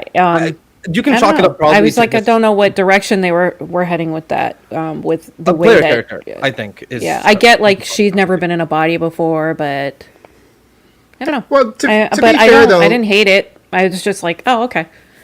to be fair, like when she's taken over, like when he's gone into battle before and she's been by his side, she is pretty much just military, do this, that. It is pretty cut and dry. She gets into that mode. So that part didn't really throw me off. As for the much, ship, I mean, they had the ship, but also I imagine they didn't want to risk it getting shot because that's literally the only way off the planet. So they're only bringing in at the very ending when they need it. At this point, they have no idea how to fly Covenant stuff. They have no clue. So if their ship isn't working or gets damaged, they're stuck in that area. They can't. And leave through Cortana that did wormhole tell again. Chief, I have 3 escape routes. Like, they had options, right? Yeah, it was. With him having to be the one leading it, none of them included getting the artifact, and he did not want to leave without the artifact. No, I think they could have probably gotten Vanek up and like, no, wait for a bit. Let's see how our team is. And Vanek's okay. He can pick it up, blah, blah, blah. But there's a lot of people running at them. It was That's the point true. that I They were made in the chat while we've been discussing it. But for audio listeners, something that I was frustrated by in this episode was that the Spartans didn't fight well. They didn't fight like Spartans. This was the first time anyone had been in Covenant-controlled space, let alone on foot on a Covenant-controlled planet. And I think that they were incredibly reckless. And I feel like I feel like the episode was written around this moment, Cortana taking control of Chief, rather than Chief regaining control of the artifacts. Right. Yeah, I mean, their plan, they thought there was, 20, 30 people on that plateau. As Cortana mentioned, she's like, I couldn't even less than 20 scan any. There was hardly anyone on that plateau. They were sneaking in, killing everyone. They would have snuck right up there and been 20 feet away from everything, except for when the artifact was put in. Obviously, he stumbles out because it messed him up for a little bit, and then from there, they've got hundreds and hundreds of elites running at them at that point. I mean, you play a firefight. That's the end of Reach. They're coming in Like, waves. that's the very end of Reach, and you're just eventually going to die no matter what with those types of numbers. I don't. Yeah, I think really quick, kind of what Aarsal was saying earlier. In terms of like the actual event, obviously we know that the whole Chief can't touch the artifacts without being affected. So we, I see this a lot in the chat right now. We all know that that was the narrative justification for the swap. I'm okay with the swap, especially because of the fact that, like Aarsal was saying, when I saw that episode both times, what I thought was, this is a Chief who literally just got done telling his team in the beginning of the episode. Like, I don't know if you guys watched that part again, but like when he's telling Vanek and Riz what happened to them, like, and when Keyes admits to what his part was in that, like, you can see like the weariness of decades of indoctrination, and that indoctrination and all the efforts that they put in just wash away because it was all built on even Chief confronting Keyes at one point and telling him all Yeah. of this, and Keyes admitting, lying that he Yes. didn't know. Straight up lying to his face. Right. I swear I'll find out who this is. Yeah, dude. All right. right. He's like, yeah, we're cool though, right, bro? Like, you tap it out. We're great. I'm your dad. I love you. Yeah. but and per what you were saying earlier, Aarsal, like seeing Makee die, and regardless of whether we thought that was earned, justified, whatever, there was a clear connection there in a way that Chief didn't have with any other human being. So that taking such a mental hit, like, I totally thought the same thing, that the whole like taking over was, hey, I just need to get the fuck out. Yeah. And Like, this is it. but like, I think the problem that I still have with some elements of that scene is that there is an inconsistency with how they're treating Cortana's abilities, because she is the smartest AI, the most capable, supercomputer essentially in the known universe, in the Silver Age, and so seeing what we see in the games, in the books, and how many calculations per second Cortana is able to do. Yeah. How many times she's able to chew, walk, and talk all at the same time, right? Like, and we seem to not get some of that in the show. So you're saying she wasn't like strong enough in a sense, or capable enough? Inconsistent. I mean, there are times like again, she's fighting when she takes over, and she's fighting as Chief, and then she also calls in the Pelican. That's a clear sign. Okay, cool. She's able to do two things at once. Like, we know that she can, but then other times it doesn't seem to be the case. Right. But like, she could have been smarter, right? Like, more strategic on the battlefield. I think why are you picking up plasma pistols? Like, we all know that's the worst weapon in Halo, especially without the noob combo. I mean, the writing was just a little Sorry, I had to get that in. Again, though, I do think that was mostly just not fan service per se, but like, hey, you wanted the player character Chief. Here's the player character Chief. This is how it feels. There's no dialogue, No. no talking. I'm fine with all that. Like I said, I'm what I had a problem with was the writing around her capabilities as an AI to multitask, essentially. I mean, that's what I'm talking about. Because again, I did not have a problem with her taking over. I think that's also going to play into I wouldn't be surprised if Chief is somehow brought back to Halo if Makee is still there, in the domain. I think there's some things that they could do without retconning anything. Yeah. Speaking of retconning, I know you guys there's been some claims that the show hasn't really done much, but we had 9 episodes of 8 of pretty solid Chief development, in my opinion. Every single episode, he's developed more as a character. By completely removing that, you basically rendered the whole first season useless. Right. And I don't think the writers are going to go there at all. And that would do a massive disservice. It'd be a big mistake, in my opinion. Well, Kiki Wolfkill literally said in an interview, John's story is not done. Yeah. I think my biggest problem right now is where we start with episode 1 of season 2. Obviously, there could be a time jump, and like maybe they explain it not away, but maybe they explain what happened in that time gap in the first few episodes of season 2. But I think the reasonable assumption to make is that season 2 is going to start with Chief being controlled by Cortana. Yes. And like that, it's not something that I love the idea of. I put money on getting another helmet reveal or whatnot at the end of the first episode of season 2 when John comes back. I have a feeling they might go for that again. For have the first Do you entire... think that they'll reference themselves that quickly? I wouldn't be... I mean, hey, it's a whole year, so I wouldn't be surprised. That's fair. I was gonna say I think that probably the beginning of season 2 might have a Cortana chief internal Halo 4 thing moment. going That'd on, be at least cool. in the beginning. But I don't know. I mean, because they're gonna have to. They're like everybody's like, well, what happens now? So they're gonna have to spend time with what happens after that. Maybe we'll get like a Cortana talking to Chief, like, we need you back. He's like, I don't want to come back. That'd be cool. Kind of like the Yeah, whole- he's depressed now. Right? He's Yeah, like, yeah, okay, yeah. this That'd be is cool. just too much for me. When And she's trying to cheer him on, make him feel better. Try and Yeah. convince him to come back to himself. When it was revealed that Halsey was a Flash clone, I was really hoping that the way that would end was like Halo 4 Spartan Ops style, like Halsey's sided with the Covenant now to try to get her way. Yeah, it's Insurrection Inc. I think. Yeah. I think it'll be interesting to see like what her arc looks like, because she's wanted dead or alive at this point, right? Like Right. what is her arc going to look like in the future? Oh, how awesome would it be if she ended up on Soren's Save all this. asteroid? Save this. We're gonna get into this. So actually, this might be a good time, you guys. Guys and gal. Do we want to give our final scores for this episode, and then we're gonna move on to next season. We'll move on to the overall season, and we can tie it into next season at the same time. So let's go ahead and we'll go ahead and just start with where we started at the beginning of the show. Jesse, what do you want to give it? I didn't really have any of the problems most of you guys did, so I'm at a 9. Okay, that's cool. Fair. Pfhorbear, where you at, man? My initial reaction to it was like, oh, this is the worst episode. I don't feel that way anymore about it. Having reflected on it a little bit, I think I was upset specifically with the ending. I think that this kind of fits on par with where I've graded the rest of the show, which has been around a 7.5. I think that a 7 is more than fair. I think it's maybe even almost harsh, but I think a 7 is fair for this episode. Cool. Soul? Yep, as you guys can probably tell, this episode, I really like this episode. They made a lot of decisions that I didn't initially like, and I kind of came to terms with. Probably my favorite episode of the series. I'd give it like a 9.2, 9.3. Oh, wow. Okay. Yeah, I really Amanda? enjoyed it, yeah. And also, dude, we didn't talk about this, but the music, it came. We had the Knottian mix, and it was like, Yeah. well done, I thought. The audio mix in this episode was still a little wonky, but like Soul, the music, like the score for this episode was fucking amazing. But yeah, 9.2. Okay, sounds good. Amanda, how about yourself?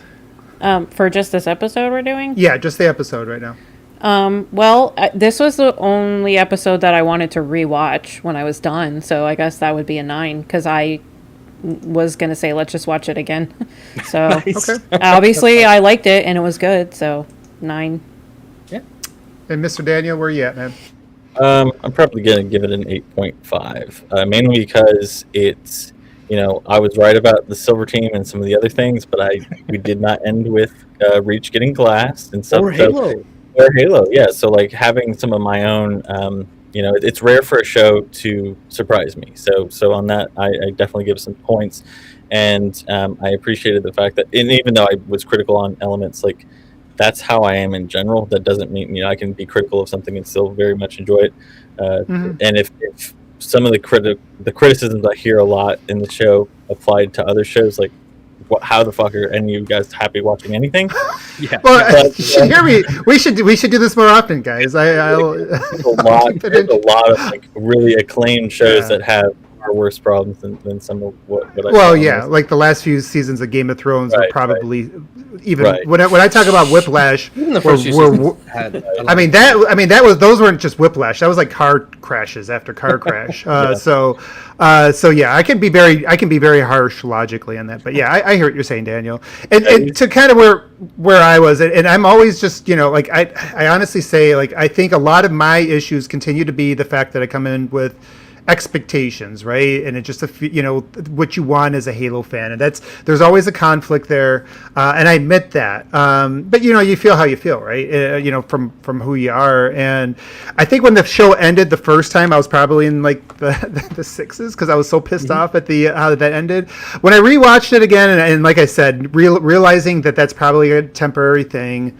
This is not like that he's permanently dead and she's taken over, and that's just like one thing. And there was some fun things in this episode, so I'm going to say 7. After the rewatch. So, and I'm going to jump in real quick, and we've got 2 super chats that I want to thank people for. Xbox expansion pack with a "You Guys Rock" at $2, and thank you. You do that's too. Luke, thanks, man. Appreciate you. And then Thank you very Alvin much. hit us up with a question that will go directly into our final topic. So he's going to have a question about season 2 that I will get back to.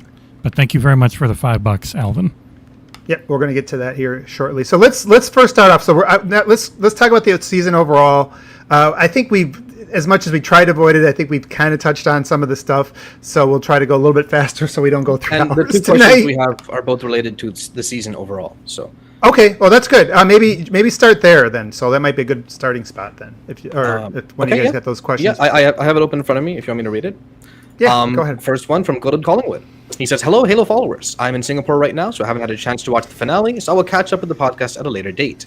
My question is, how have your conceptions of the first season of Halo changed from when you watched the first trailer to episode 9? Goddard Collingwood." That's That's a good question. I think my overall perception of it has been positive. I went into this. I hate to like single myself out here, but I will for the sake of the conversation. 343 made it very clear that this isn't your daddy's Halo, right? Like this is meant to be its own thing, and so there's going to be some big divergences from the lore, and like deal with it, like or don't watch the show, right? And overall, like. I feel just as positive about season 2 as I did about season 1, which is like knowing that this doesn't need to rely on the last 20 years of lore, that it provides a very interesting future. Like they've already completely subverted expectations. Jesse pointed it out earlier. I meant to call it out sooner, but like I cannot believe that we all would have bet money on the way that this episode would have ended, whether it was the glassing was the ending, whether it was finding the Halo was the ending. We were all flat wrong, and like I loved that. I loved that we were wrong about it. And we're a Halo podcast. Right, like if anyone, especially at XboxEra, right, at the bare minimum, like if anyone that I know would have guessed the ending of the show right, it would have been fucking me or you guys. Yeah, everybody except Abe because he doesn't read. Right. Abe's like, I got the encyclopedia, guys. That's good, right? I mean, I got that. It's got pictures that are telling me what's happened. So. Oh yeah, you have the metaphor subtitles. Yeah. I can fill in the blanks. That's all I need there. It's such an interesting thing because coming in, like I said early in the show, when I came into the season, I probably came in kind of low, and because it wasn't following the lore and knew that was something that I was like, oh shit, So my expectations weren't super duper high coming into it, and it's weird because It sounds like they were, Abe. I think you need to reconsider that. I mean, you guys know I've been. I feel like I've been the person on the show that's been closest to your opinion. For you to have pointed out in every episode, been like, "This is how hardcore of a Halo fan I am," and then been like, it matters. It does matter, right? Like, it's like I'm not scoring this to try to be like like an expert. Yeah. No. But I do think that's fair though, like because there is people in the that watch it and been pissy about the show, and I don't think that it's necessarily unfair for people. Now, like. I'm not some critic that needs to like objectively step back and like score this within itself. I'm watching it because it's Halo, and so that affects my opinion. Now, like I said, there's parts of it where I've been like, okay, I'm going to live with this and whatever, and just kind of keep moving on. Overall, though, I would say that some things exceeded my expectations, and then some things were kind of, I what I thought was going to be, CW level writing, and I got that. So, some things met it in a negative way because I came in not as high, but there was things that actually gave me more hope for the future of this. Yeah, there's things that I'm looking at now, and it's like you can do the action well. Like I've seen them do that. You can do that stuff well. Your casting was actually better than I expected. They weren't given the material that I would have hoped to work with, but I'm totally cool with this cast. Like, and if we as we break down the season overall, like I feel like most of the major roles are filled with people that I think can do those roles justice or even exceed those expectations. So there's a lot of positives in it. It's just, like the writing, sometimes I just keep rolling my eyes at that, and I'm looking forward to seeing what new writers can do with it. So. Anybody else? I will be quick with mine. Sorry, I'll be really quick. If anyone's been speaking to me before this show, I didn't want it to be on Chief. That was one thing I was pretty clear about. I'm like, a Halo show, I don't want to be focused on Chief. There's so many stories to tell, you can do it. So I went in here with relatively low expectations. I came out with them really all beaten. I got a solid sci-fi show and a characterization of Chief I did not expect. Yep. Yeah, I think, I went in with a lot of skepticism because game adaptations typically don't do well. Right. Take that however you want. I think for me, also, as somebody who's been a Halo fan since 1999 before it was an Xbox. In case you forgot. Well, Abe's always throwing in as a hardcore Halo fan. Like, I was a Bungie fan before Halo existed. But anyway, if anyone in the chat knows what 4 stands for, I'd love to hear it. Right. So, like, I having them tell us up front that it was a different timeline, that immediately dispelled a lot of the worry that I had, because like Austin said, you're talking about 20 plus years of lore to have to shove into a TV show. TV shows obviously are better than film in that sense, but there's just still way too much. And I thought they did pretty damn well for what they were trying to do. I think it'll be interesting to see season 2 if some of those inconsistencies, both in terms of in effects and writing and things like that, go away, because hopefully they don't have the COVID impacts in the sense of screwing up production midway through and things like that. It definitely went from very skeptical to pretty positive. I mean, it was one of those shows that it didn't feel like I had to do a book report to get ready for the podcast, right? It was something that I wanted to watch. So I think it succeeded there. Cool. Amanda, how about you? What were your thoughts? Expectations wise? I have learned a long time ago not to have expectations, and over the years I've trained myself, so I always get pleasantly surprised. I mean, I don't know how I did it. Maybe I could give some lessons, but trying to figure it out. But the older I got, just the less. I think some people need some lessons on not having expectations. I'm not specifically pointing at you, Abe. I'm not passive aggressively. I'm just saying a lot of people. You didn't just mention me accidentally. That's fine. It's like, it's like, just enjoy it for what it is. Was it Halo enough for you? Yes. Was it a great Halo show? Yes. Did Halo need a show exactly about the Halo we've already got? No. Did we need something fresh for Halo? Yes, and we got it. So I think it was great, and I look forward to season 2. And I think, I don't want to bring up Game of Thrones again, but I think Halo could use a little bit of a Game of Thrones treatment, widen the world, tell a lot of people's stories. I think Halo needed a fresh start. Mm-hmm. Anybody else who hasn't gone that wants to throw their 2 cents in on that? Yeah, pretty much just, I'm similar to her. I went in with no expectations, just sort of, there's not a great history on video game adaptations in media, but 343 really does have a full, large staff that's been working either, as Microsoft proper, or then eventually becoming 343 on Halo's lore. It's something they take serious, so I thought it had a chance. First seeing the trailer, and it's like, this looks good if they really focus on practical over digital. That was my main hope, and then they really did. In pretty much every chance they could do something practical, like even the prophets are a practical puppet that they then digitize the face on. But like everything they could do that is practical, they did, and that really ended up making it far better than I think it would have been when you get the full-on CGI fests like the last set ended up being, because it is an alien world in this fantastical lighting setup. Like you can't have the way that world looks with all that gravitational stuff around it practical or in reality. Like no matter what, it's going to look really weird. And I think when that stuff hits, you can get the uncanny valley because so much of it is real.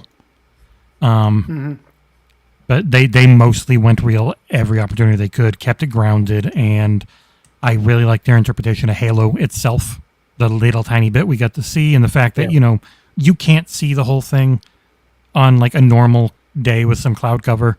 Like it just felt like they were towing that line constantly of the fantastical and the grounded in a way that I really hoped for. So overall, I was very pleasantly surprised with it all. Okay. One thing that Jesse mentioned, I feel like we don't talk about enough, is this show was huge in terms of like the amount of people involved, in terms of the sets, in terms of the artwork. If you haven't seen any of the behind the scenes stuff, give it a shot. And it's like, wow, they put so much effort and work. Apparently they had people since 2018 working on prop work at the sets they were planning on using and things like that. Like they put a lot of effort into this, and it shows in a lot of places.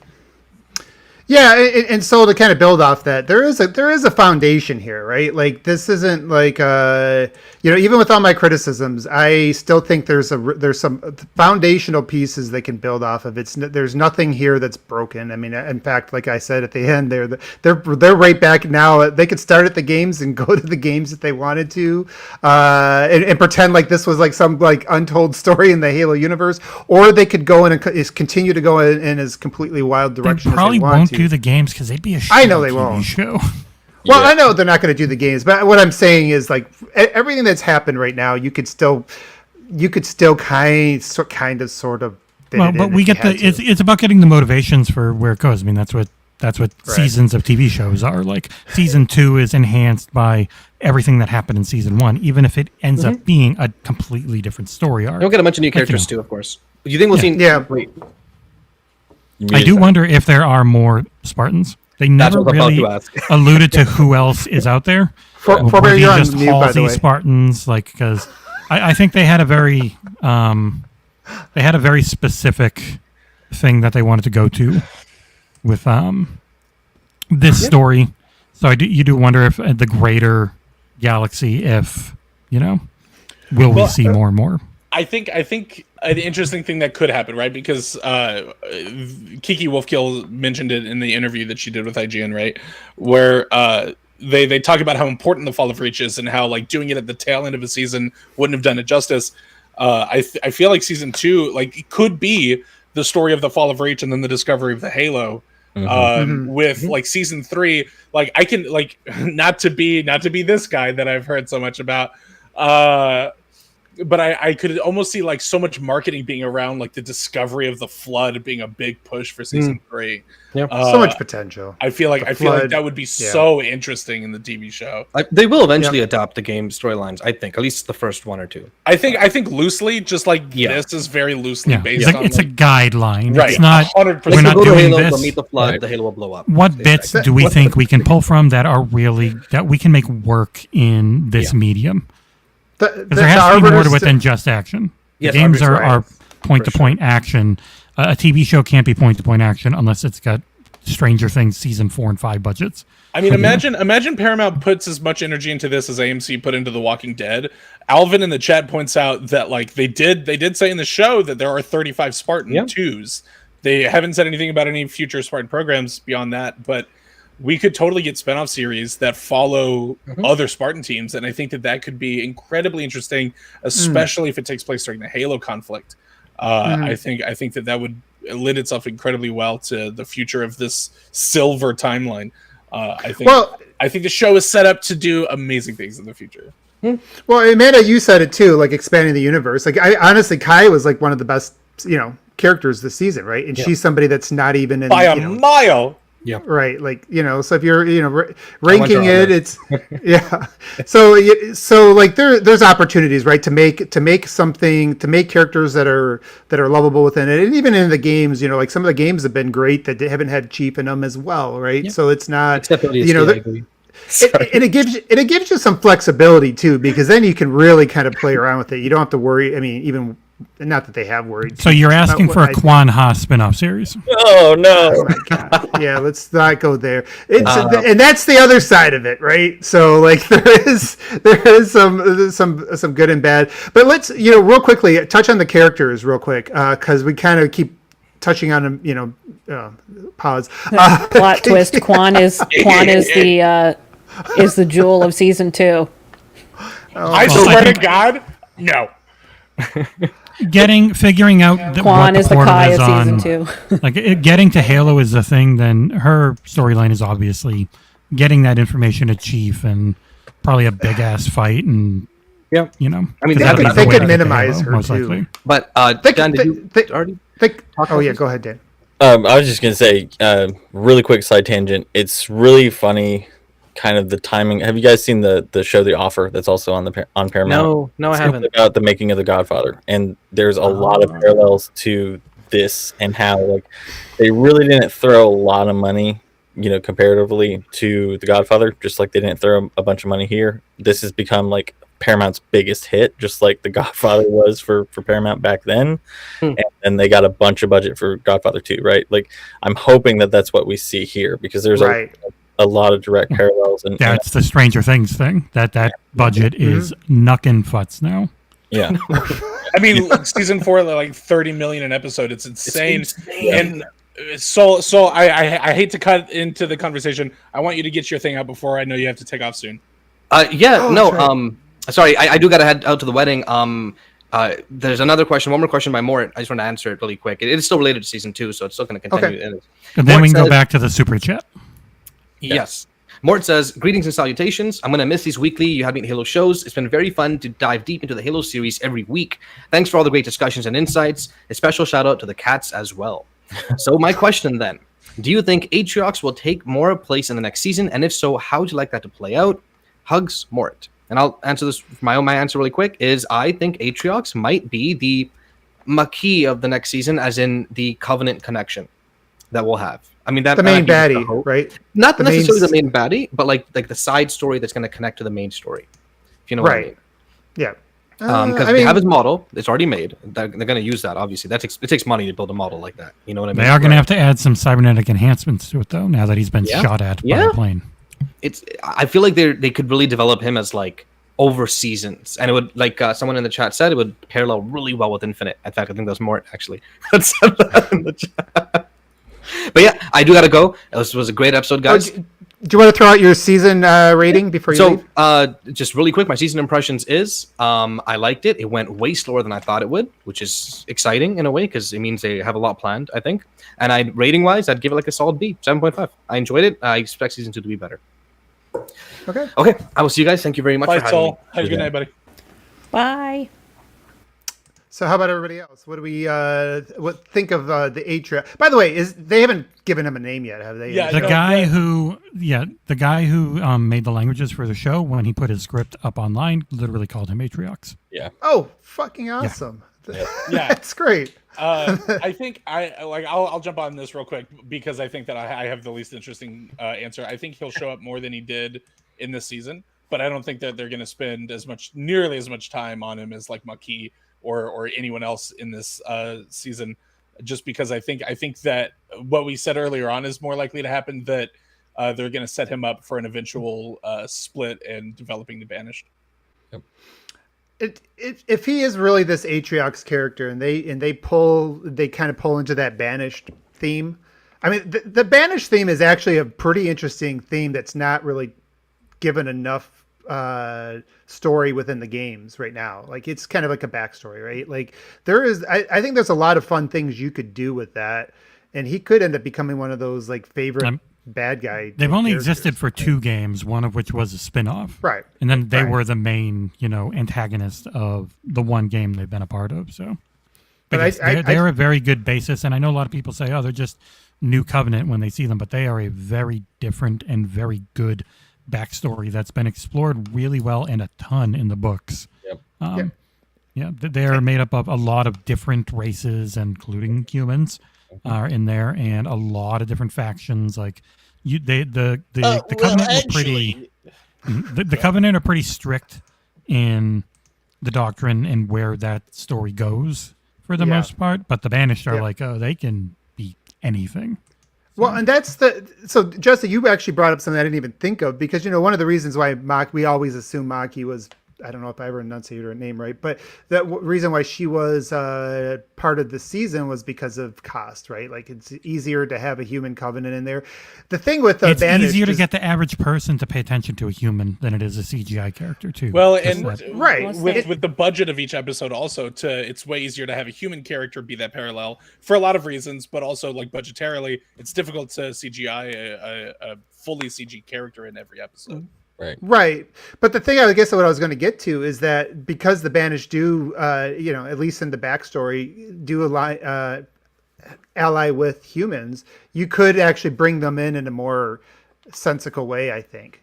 Like, I think something that's a little bit more... Yeah, they never go very high up, but they can be around, unlike with the Covenant. Right. You could probably blend that aspect in. So that would be very interesting if they do bring... And it does feel like they're kind of doing the... Atriox is kind of like the the Halo 2 and Halo 3 main monkey. Oh, Tartarus. Tartarus. So I wouldn't be surprised if his, instead of, unlike Tartarus, dying, it's more, a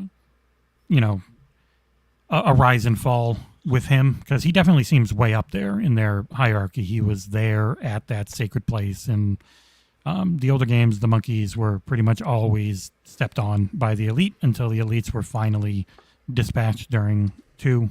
And so I think that's a great call, Jesse. I think that almost makes the Banished separation a little bit more interesting. Yeah, because it's so in the background in like the Halo Wars 2. The Banished thing in Halo Wars 2 is essentially the Jiralhane, the brutes. They're always treated like shit. They are big cannon fodder to go out in front of the very protected elites.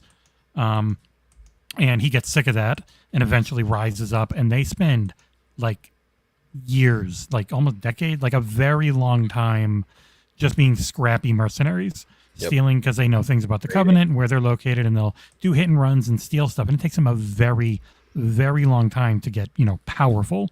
And they lie a lot about their early times to really build themselves up. And trying to do that over the course of a TV show is a lot harder than just being able to make some comics that were of varying quality because they had no money for some of them. But yeah, it's a really good backstory, but I don't think they can do it the exact same way. They need to do it something snappier for TV timing. Yep. All right, so guys and gal, we are almost getting to 2 hours, and we still got stuff to cover. So I'm going to actually... we have that super chat from Alvin that we should probably hit up real quick. Oh, yeah, let's go through his, that. It says, "Hey guys, great show. My only wishes for season 2 are more Riz," which I think we'd all agree with. Her and Vanek were, neither of them were super, built up, but Vanek was a little more memorable with some of his lines. Slightly bigger CGI budget, which we've all agreed with, and to keep surprising me, stay off script, Kiki. And I'm with that. Eat shit, Abe. Totally. I think real quick, I think that it's a done deal that season 2 is going to have a significantly larger budget. This show was a massive hit for Paramount. I think that going into season 2 having anywhere near what season 1's budget is an unreasonable expectation. I think it's going to have a way bigger budget, probably have half a dozen more episodes than this season had, and just be set up to... And even if it doesn't, succeed. I think it'll be planned for the amount of episodes it has instead of being planned for more episodes than they eventually were able to shoot. Because I think that's very obvious, where it's like, we've got 14 episodes worth of story. Shit, we're down to 9. Like, that was the Hawkeye thing. They had 3 or 4 more episodes planned. COVID hits, and they can't film most of them, so they have to really hurry it up. Kiki Wolfkill has said multiple times now, it's going to be a tighter vision. And I think that goes a long way to using your budget better, too. All right. Yep. Good thought. So, first of all, do we have any more community questions? Because I guess we'll touch No, on just that. the two. Okay. So, here's what I think we could do. Everybody like kind of give your wrap up thoughts. Obviously, there's a lot of aspects we already touched on as we went through, like the characters, special effects, writing, action. So maybe just summarize your thoughts on the season as a whole. Give it a rating, and then we'll quickly touch on what are the things that we are most either looking forward to or hope to see next season. So Jesse, you just went. I'm gonna kind of move. Amanda, let's start with you on this. Let's see kind of like your overall just kind of wrap ups and like main thoughts on it and then score on it. I don't know if I have anything more to say than what I did. Okay. I think overall I give the season like an 8.5. Okay. And I like the fresh start, and I like they're still sticking with the lore, but they're doing everything in a new way. I did like McKee being the link to the Covenant, because otherwise the Covenant would just be a big mysterious brick wall with no way in and no way to know what's going on with them. And I think that the way that they included her was smart. I mean, we all had a little gripes, but I think overall the way that they included a human in the Covenant in a meaningful way was clever and smart, and I like what they did with it. So, yep, 8.5. All right, sounds good. Daniel, let's go to you. Yeah, I'm probably around an 8. There were definitely some weak areas, especially when Kwan Ha's character was involved. Mainly because of how they set her up for a sympathetic character and then didn't quite know what to do with her. But then, when those moments were out of the way, it was definitely a stronger show. And, just like that question kind of posited, or our super chat kind of posited, having it surprise me is, a good sign. And so I think they keep doing that with the second one. But yeah, I thought that I, even though I called some of the things, like the fact that I didn't get the ending by a mile was a nice change. Austin, it's good takes, Daniel. Austin, what was your score? You said 8. 8. Okay. Pfhorbear, how about you, man? Oh, you're on mute. Dude, I've been so back and forth this episode. I think that overall season 1 was great. Like I know that I turned into a bit of a joke. Somebody pointed it out in the forum the other day, which I thought was really cool, which is like show good. Like show is pretty good. I thoroughly enjoyed it. I think that it subverted expectations both positively and negatively in some ways. And like I'm legitimately excited for the future. I think that season 2 has a ridiculous amount of potential, and I don't know that I would be as nearly as excited for season 2 if we knew that it was going to follow the tried and true formula that Halo's been following for 20 years now. I think it being so different, I think it being so unique really lends itself well to being what it is. I think that this first season had some hits and had some misses. No show is perfect. Not even Game of Thrones or whatever you guys talk about all the Attack time. on Titan is No, perfect. that got less than perfect. That was no, I know. that was I didn't ever watch man. it, so I think if I had to give the season an overall score, I would actually probably go a little high and even give it an 8. I think as a complete package, it's solid. I think, like I said, I think that as far as like TV shows go, there were a good amount of misses. I don't think that it does the Halo name justice as much as I would like it to. I think that some of it is a little generic sci-fi, but the stuff that it does well, it does so damn well. It surprised me in more ways than it let me down. So an 8 is what I'd slap on this. okay. I And mean, you that's quote me fair. on that. Actually, I'm going to go next only because since I'm the outlier, I think it's not fair to always end on my note. we'll let Jesse kind of bring it back, but overall, it was mixed bag, and I keep saying negative, but really, almost every episode this season I've been a little bit mixed on. It's not like everything's been a complete train wreck that I just hated. There's aspects of it that I really didn't like. the characters, I thought there was they did a really good job with the casting. And I do think they wasted some characters. I like the Gorman's character. Like, why did you even cast a good actor and just do that with him? That was a waste. Obviously, Kwan's whole storyline was sucked. McKee didn't pay off for me. And I know some of you really liked her. I think the actress is good, but I didn't really like what they did with her. And I think the fact that they've written her off is fine. It's always there's always two sides of it. Like even the CGI, this last episode, some of it I thought was really, really off. It wasn't good, but there's been times where, things looked really good, and it just, and even with the set. So it's overall, the biggest opportunity right now is the writing. They're going to have new writers next season. So to me, that gives me a lot of hope because the foundational pieces there, the characters, the casting is good. They have some good sets to work with. I want them to improve the one that they had in the last episode. But overall, the action, the choreographed action, I think is better than I think a lot of TV. Yeah, most TV maybe. And maybe that's one area that I don't ever give it enough credit. I actually really enjoy some of the action scenes that they've had in here. Taking away some of the CGI that kind of you just kind of put it aside, but the actual way that some of the action takes place, minus them just standing out in the open, but most of that stuff, the personal scenes, the stuff in episode 5. That was a lot of fun. And really, when I watch a Halo show, at the end of the day, I come to watch the show to kind of have fun. And, that's why, and there's a lot of potential.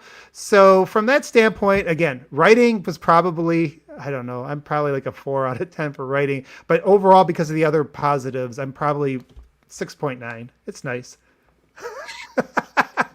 I mean, at the end of the day, is this the best video game adaptation we've ever gotten? I don't know. I have to really think about. No, Sonic the Hedgehog was by far. Yeah, Sonic. Sonic was good. I know that sounds like a shithead answer, but legitimately mean that. Yeah, I thought the watched Sonic it, I movie don't was great. I haven't watched it, but if that is good, then great. But by comparison to almost every other video game adaptation, this is far better. And I'm sure you'll say, well, The Last of Us is going to come out, blah, blah, blah. Yeah, The Last of Us also has a much simpler story. And I'm not saying that in a bad way. I'm just simply saying it is essentially a zombie post-apocalypse. I mean, all The It's Last a of Us generic really needs story, to do really. is make me cry Exactly. like the game did. And, it's good.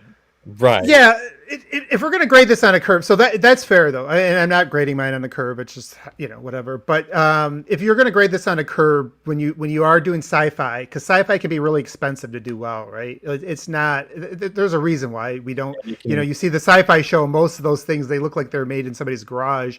So this definitely wasn't that. It was. I think it was definitely above what the average show you'd get on the Sci-Fi Channel or something like that. And on a curve, it's better than video game shows, better than a lot of sci-fi shows. So yeah, that's fair. It's fair to bring that up. Kitty. Yeah, that's my cat. I will correct my answer earlier, by the way. I legitimately think, and I know that not everyone did, I legitimately think that Detective Pikachu is the best video game adaptation film that's ever released. Yeah, our son agrees with you. If only he could recognize his own dad's voice. This is way better than the Tomb Raiders and the say Resident Evil. I'll say that. Biggest gripe in the movie, but pretty big. Come on, are we really gonna forgive some of the shit that happens in this show in comparison? I mean, not being able to remember your own father's voice is pretty. Chief doesn't remember his. Oh my goodness. Actually, I think he does.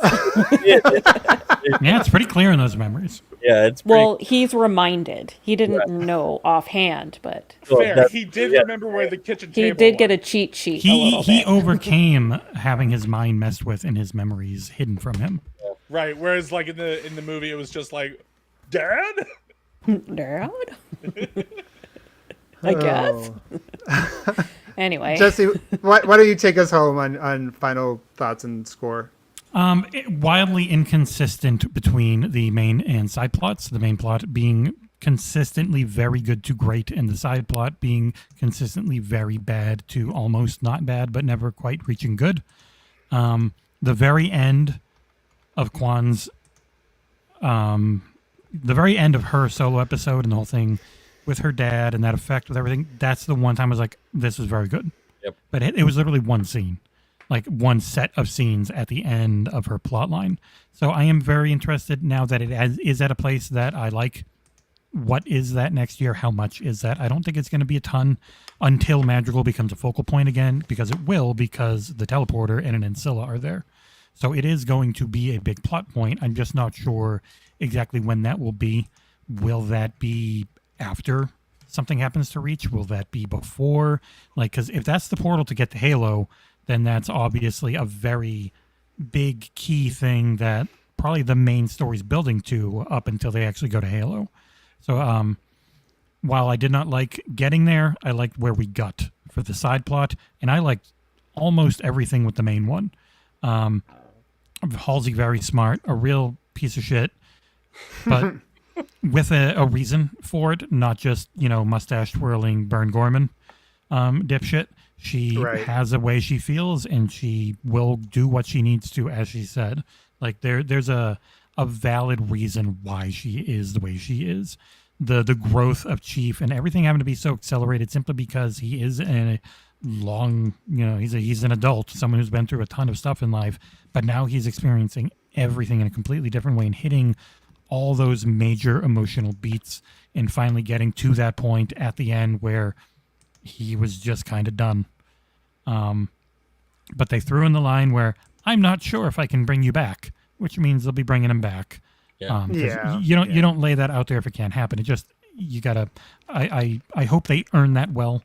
I liked all the major plot beats for Chief and Silver Team and the way everything built up, and I'd probably end up giving it only I get this. 8.3. Okay. Sure. Oh, it ended. As in your What? point 3. Yeah. So where does that average us out? Anything in point? Anything point 0.5, I won't do it. So where does that average us out? Around an 8 maybe ish something? Low What 8s? were you? Okay. Where were you at, Abe? It was 6.9. nice. That's right. Nice. Yeah, I'd say around 7.5. Maybe an 8, Okay. I guess. I really wanted to. There was, damn it, I forgot what it was. There was something that I thought was super worth pointing out about the show. It doesn't matter. I'm so sorry. Anyway. No, it's all Cut good. that out. So I did so like to wrap up final thing. So next season, obviously we talked about some of the potential. Let's go to everybody and say 1 or 2 things you want to see next season. What's the focus? Maybe we'll let's go ahead and start with you, Daniel. Oh man, I definitely want to see more development with Riz and Vanek, and not just in their characters, but in the sense of like them understanding the repercussions of what Halsey's done. But like we never got to see them take their hormonal pellets out. So like seeing what effect that has on them, because that was one of some of the funnest moments of this season, was seeing Kai after getting her pellet out, seeing John after his came out, and just seeing. We saw a lot of emotion from them at the end, so I wonder. Right, exactly. That's kind of like that was with the pellets still in there. Like that's literally a line Catherine said. Man, my favorite scene, I think, in the whole show is the scene when they're getting on the Condor, and Kai was like, "Were you guys really gonna shoot me?" And they were like, "Yeah, no question." Oh, that was good. 100%. They need more dialogue. Like, what the hell, guys? And That's they were like, literally "You where I were was gonna going. shoot us?" That's Because, like, literally Yeah, they need more Silver Team rapport jokes. yeah. 100%. Yeah. And That's get an awesome Cortana point out, involved, though. too. I was Yeah. literally about to get there. Fuck you, Yeah, Daniel. thanks for bringing that up. I'm done. That's a high note. No, that it's funny we missed that, because that was a high note of the show, honestly. Like that little quick, dialogue, that it's a little Marvel-ish, but that works really well, I think, in this show, and I hope It's very they blue see team. more of that. I mean, Yeah. it's very blue team, and so that's Yeah. And also with Marvel, none of them would ever actually shoot each other in the head, and I believe they all would have shot each other. Yeah, they probably would have. Right. Yeah. I love Riz's like warning shot at Chief. Like, you better watch your step, dude. I loved that. All right, Pfhorbear, since you're already going, keep going. What do you want to see next season? I would love to see. I mean, like Daniel said, I'd love to see Vanek and Riz really get their moment in the sun. I want to see Chief and Cortana's relationship deepen in an interesting way, where you kind of get it towards the end of the season, right? Where they kind of do poke fun at each other a little bit. They do kind of have this rapport that's obviously building, and I think that the show's done a really good job so far of letting that gestate over time, not it happening super quickly. Yeah. I wasn't a huge fan of the way that kind of kicked off, right? Like Chief was like 100% against Cortana at first, but I really liked how it's progressed, and I can't wait to see more of that. I really want to see Reach fucking fall. I really want to see the end of that planet. It's a very expensive set, so they won't do it quickly. Did you notice they actually said Manassas, though, in this episode? Yes. So I was really happy about that. I did. What was that? That was one what of was the lore of that? Oh, it's one of the cities in Reach, and so like we were way better than Reach City, the last episode. Oh, because I thought they had like a monument thing, so I thought maybe it was like a monument to something. No, I didn't know what that meant. City in I couldn't remember what the name of the city was, but when New we got that Alexandria. overshot shot, right? So I she thought it was- was New Alexandria, and it's not. Yeah. I thought it was some sort of memorial she was at. I didn't realize it was another city. It seemed like some sort of like It looked like people were like tourists exhibition, and like right. looking at things. That's what I thought it was. I mean, it could be like one of the Good to know. original setups for, they could probably retcon it to be like, hey, this is the first place that humanity touched down on Reach. I think that makes a lot of sense. But yeah, more universe building in ways that both go against the grain of the Halo lore that's been established and really set up. I think that the show does a good job, or has done a good job so far.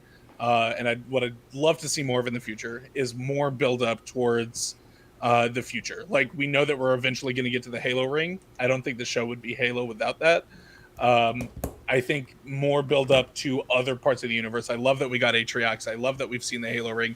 I love that the prophets call out that the star map is incomplete.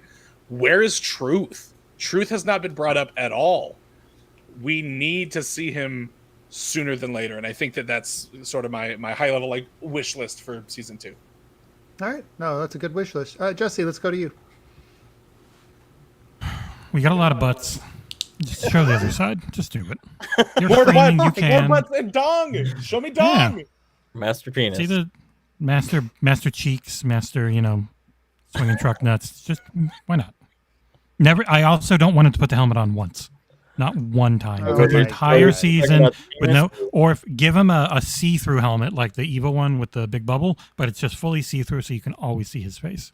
That's my biggest dream. If Jesse gets his way, we'll be arguing a lot next He gets season. the Halo 3 EVA helmet, and we just get to see Pablo Schreiber's face all the time. I love that. Yeah, And main they'll actual. also have the lights in your face all the time, so you can see Yeah, everything. main actual The things. whole show would is be, actually hardcore Henry style. It's all first person.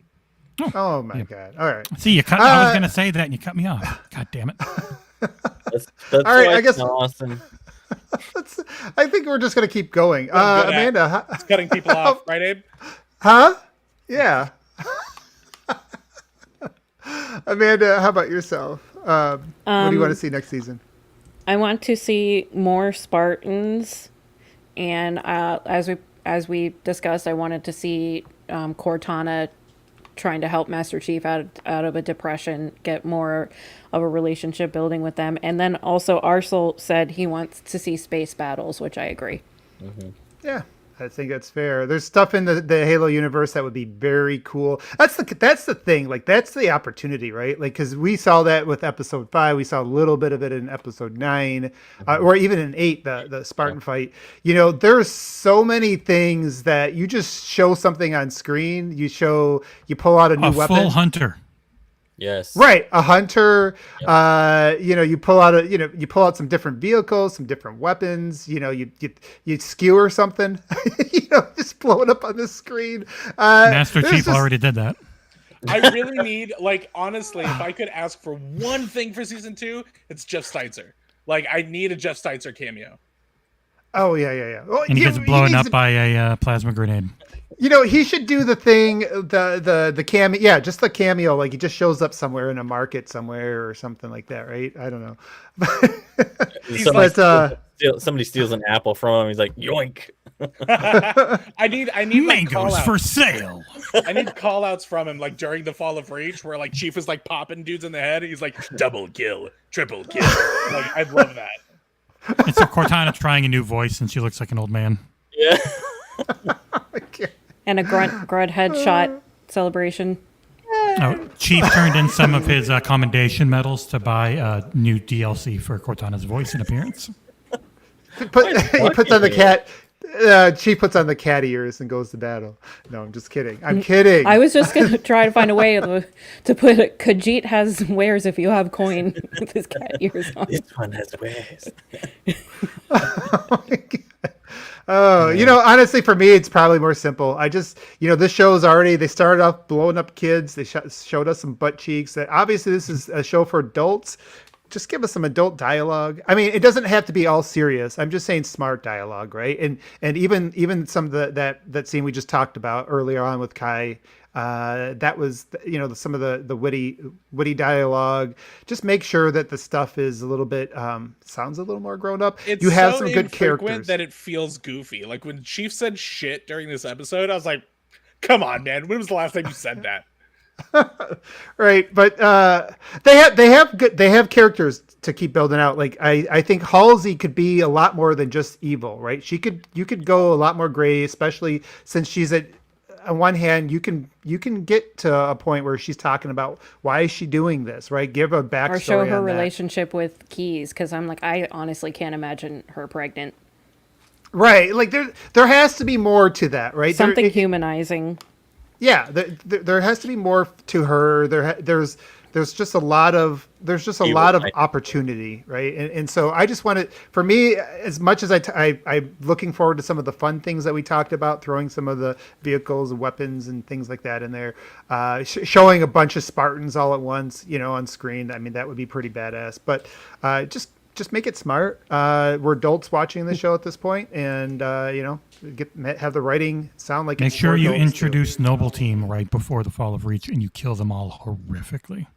Yeah, I mean, I think something that they could really do with season 2 is take some of the, not Twitter or Reddit responses, but like really take some of the feedback that they've gotten from this first season and adapt it so that they're like, okay, obviously the majority of the people that watch the show are kind of in this age range, and like help to mature the show out a little bit, or play into the like silly Halo shit a little bit more if it was a younger audience that was into this. I don't think that's the case. I imagine it's all people like Soul's age and older watching the show. They're 12. Right. So wide demographic they got to support there. They did scale down the gore as a season. Outside of Riz's, intestines, they kind of never went back to the. There's only a couple episodes where they really had the gore in it. So I do want to see them play that up a little bit more. I don't know, just. Abe really wants another child slaughter scene. Not the children, the adults. Like that creepy scientist guy. He deserved it. He deserved to get something. I imagine she threw him up so fast, his neck probably snapped the moment she threw him, and then he hit the ceiling. I like to think that his neck snapped, but he didn't die just yet, so he was just sitting there like paralyzed. Oh yeah, it's not instant. Slowly dying as the ship's crashing. So that he gets to think about trying to make out with Flash Clone Halsey. So that he can regret. Maybe that was his last thought. I was like, yeah, he was like, eating out of my nose like she was. Oh. Even the Virgin Chief got to get laid, and I didn't. Like that's how it went for him. You assume he didn't go to the Reach brothel area and dress like this lady I know, put on this blonde wig and lab coat. Call me your assistant. All right, I think with that, everybody. So just want to say, this season, obviously, we have had, well, when I say we've had different opinions, it's been me. I've had a different opinion, but it's been fun. It's been fun talking with everybody, and I think it's been civil discourse on, even though, I'm sure a lot of, people are gotten used to some of that stuff, but it's going to be fun doing it again next year. So, and with that, I'm going to turn it over to Mr. Ford. Our show won't be gone until next year. We'll be back in 2 weeks. Well, we'll be back in 2 weeks. Show. Yeah. we'll be back in 2 weeks with regular shows. We're looking to have some guests and things like that. So keep a lookout for that. And obviously there's going to be a lot to talk about with the game upcoming as E3 is right around the corner. I think it's probably a pretty good prediction to say that we're going to, yeah, it's just, it's a long fucking week, guys. It's been a long. It's like I'm getting to I'm collapsing at the finish line. I need to like hand off the baton. Go Pfhorbear. Oh, final. We're gonna see Halo at E3. But anyways, yeah, let's go. Final joke to sail us out. I came up with the best Master Teeth pun, and that's Master Beef. Master Beef from now on. I mean, down with Master Cheeks.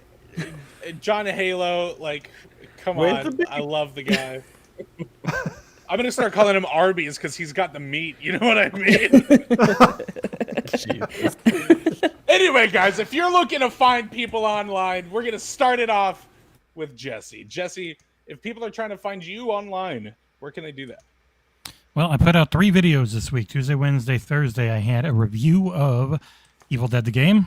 If you want to go watch that, I like it quite a bit. A preview of Saints Row, which actually looks pretty darn fun. And then a review of Dolmen. Which, unfortunately, go watch the review. I tried really hard to make it an interesting watch. I didn't want to give it a bad effort because it's so tremendously awful. But it is truly terrible, and if you want to find out why, go ahead and watch. Next week, I've got a review for Floppy Nights coming.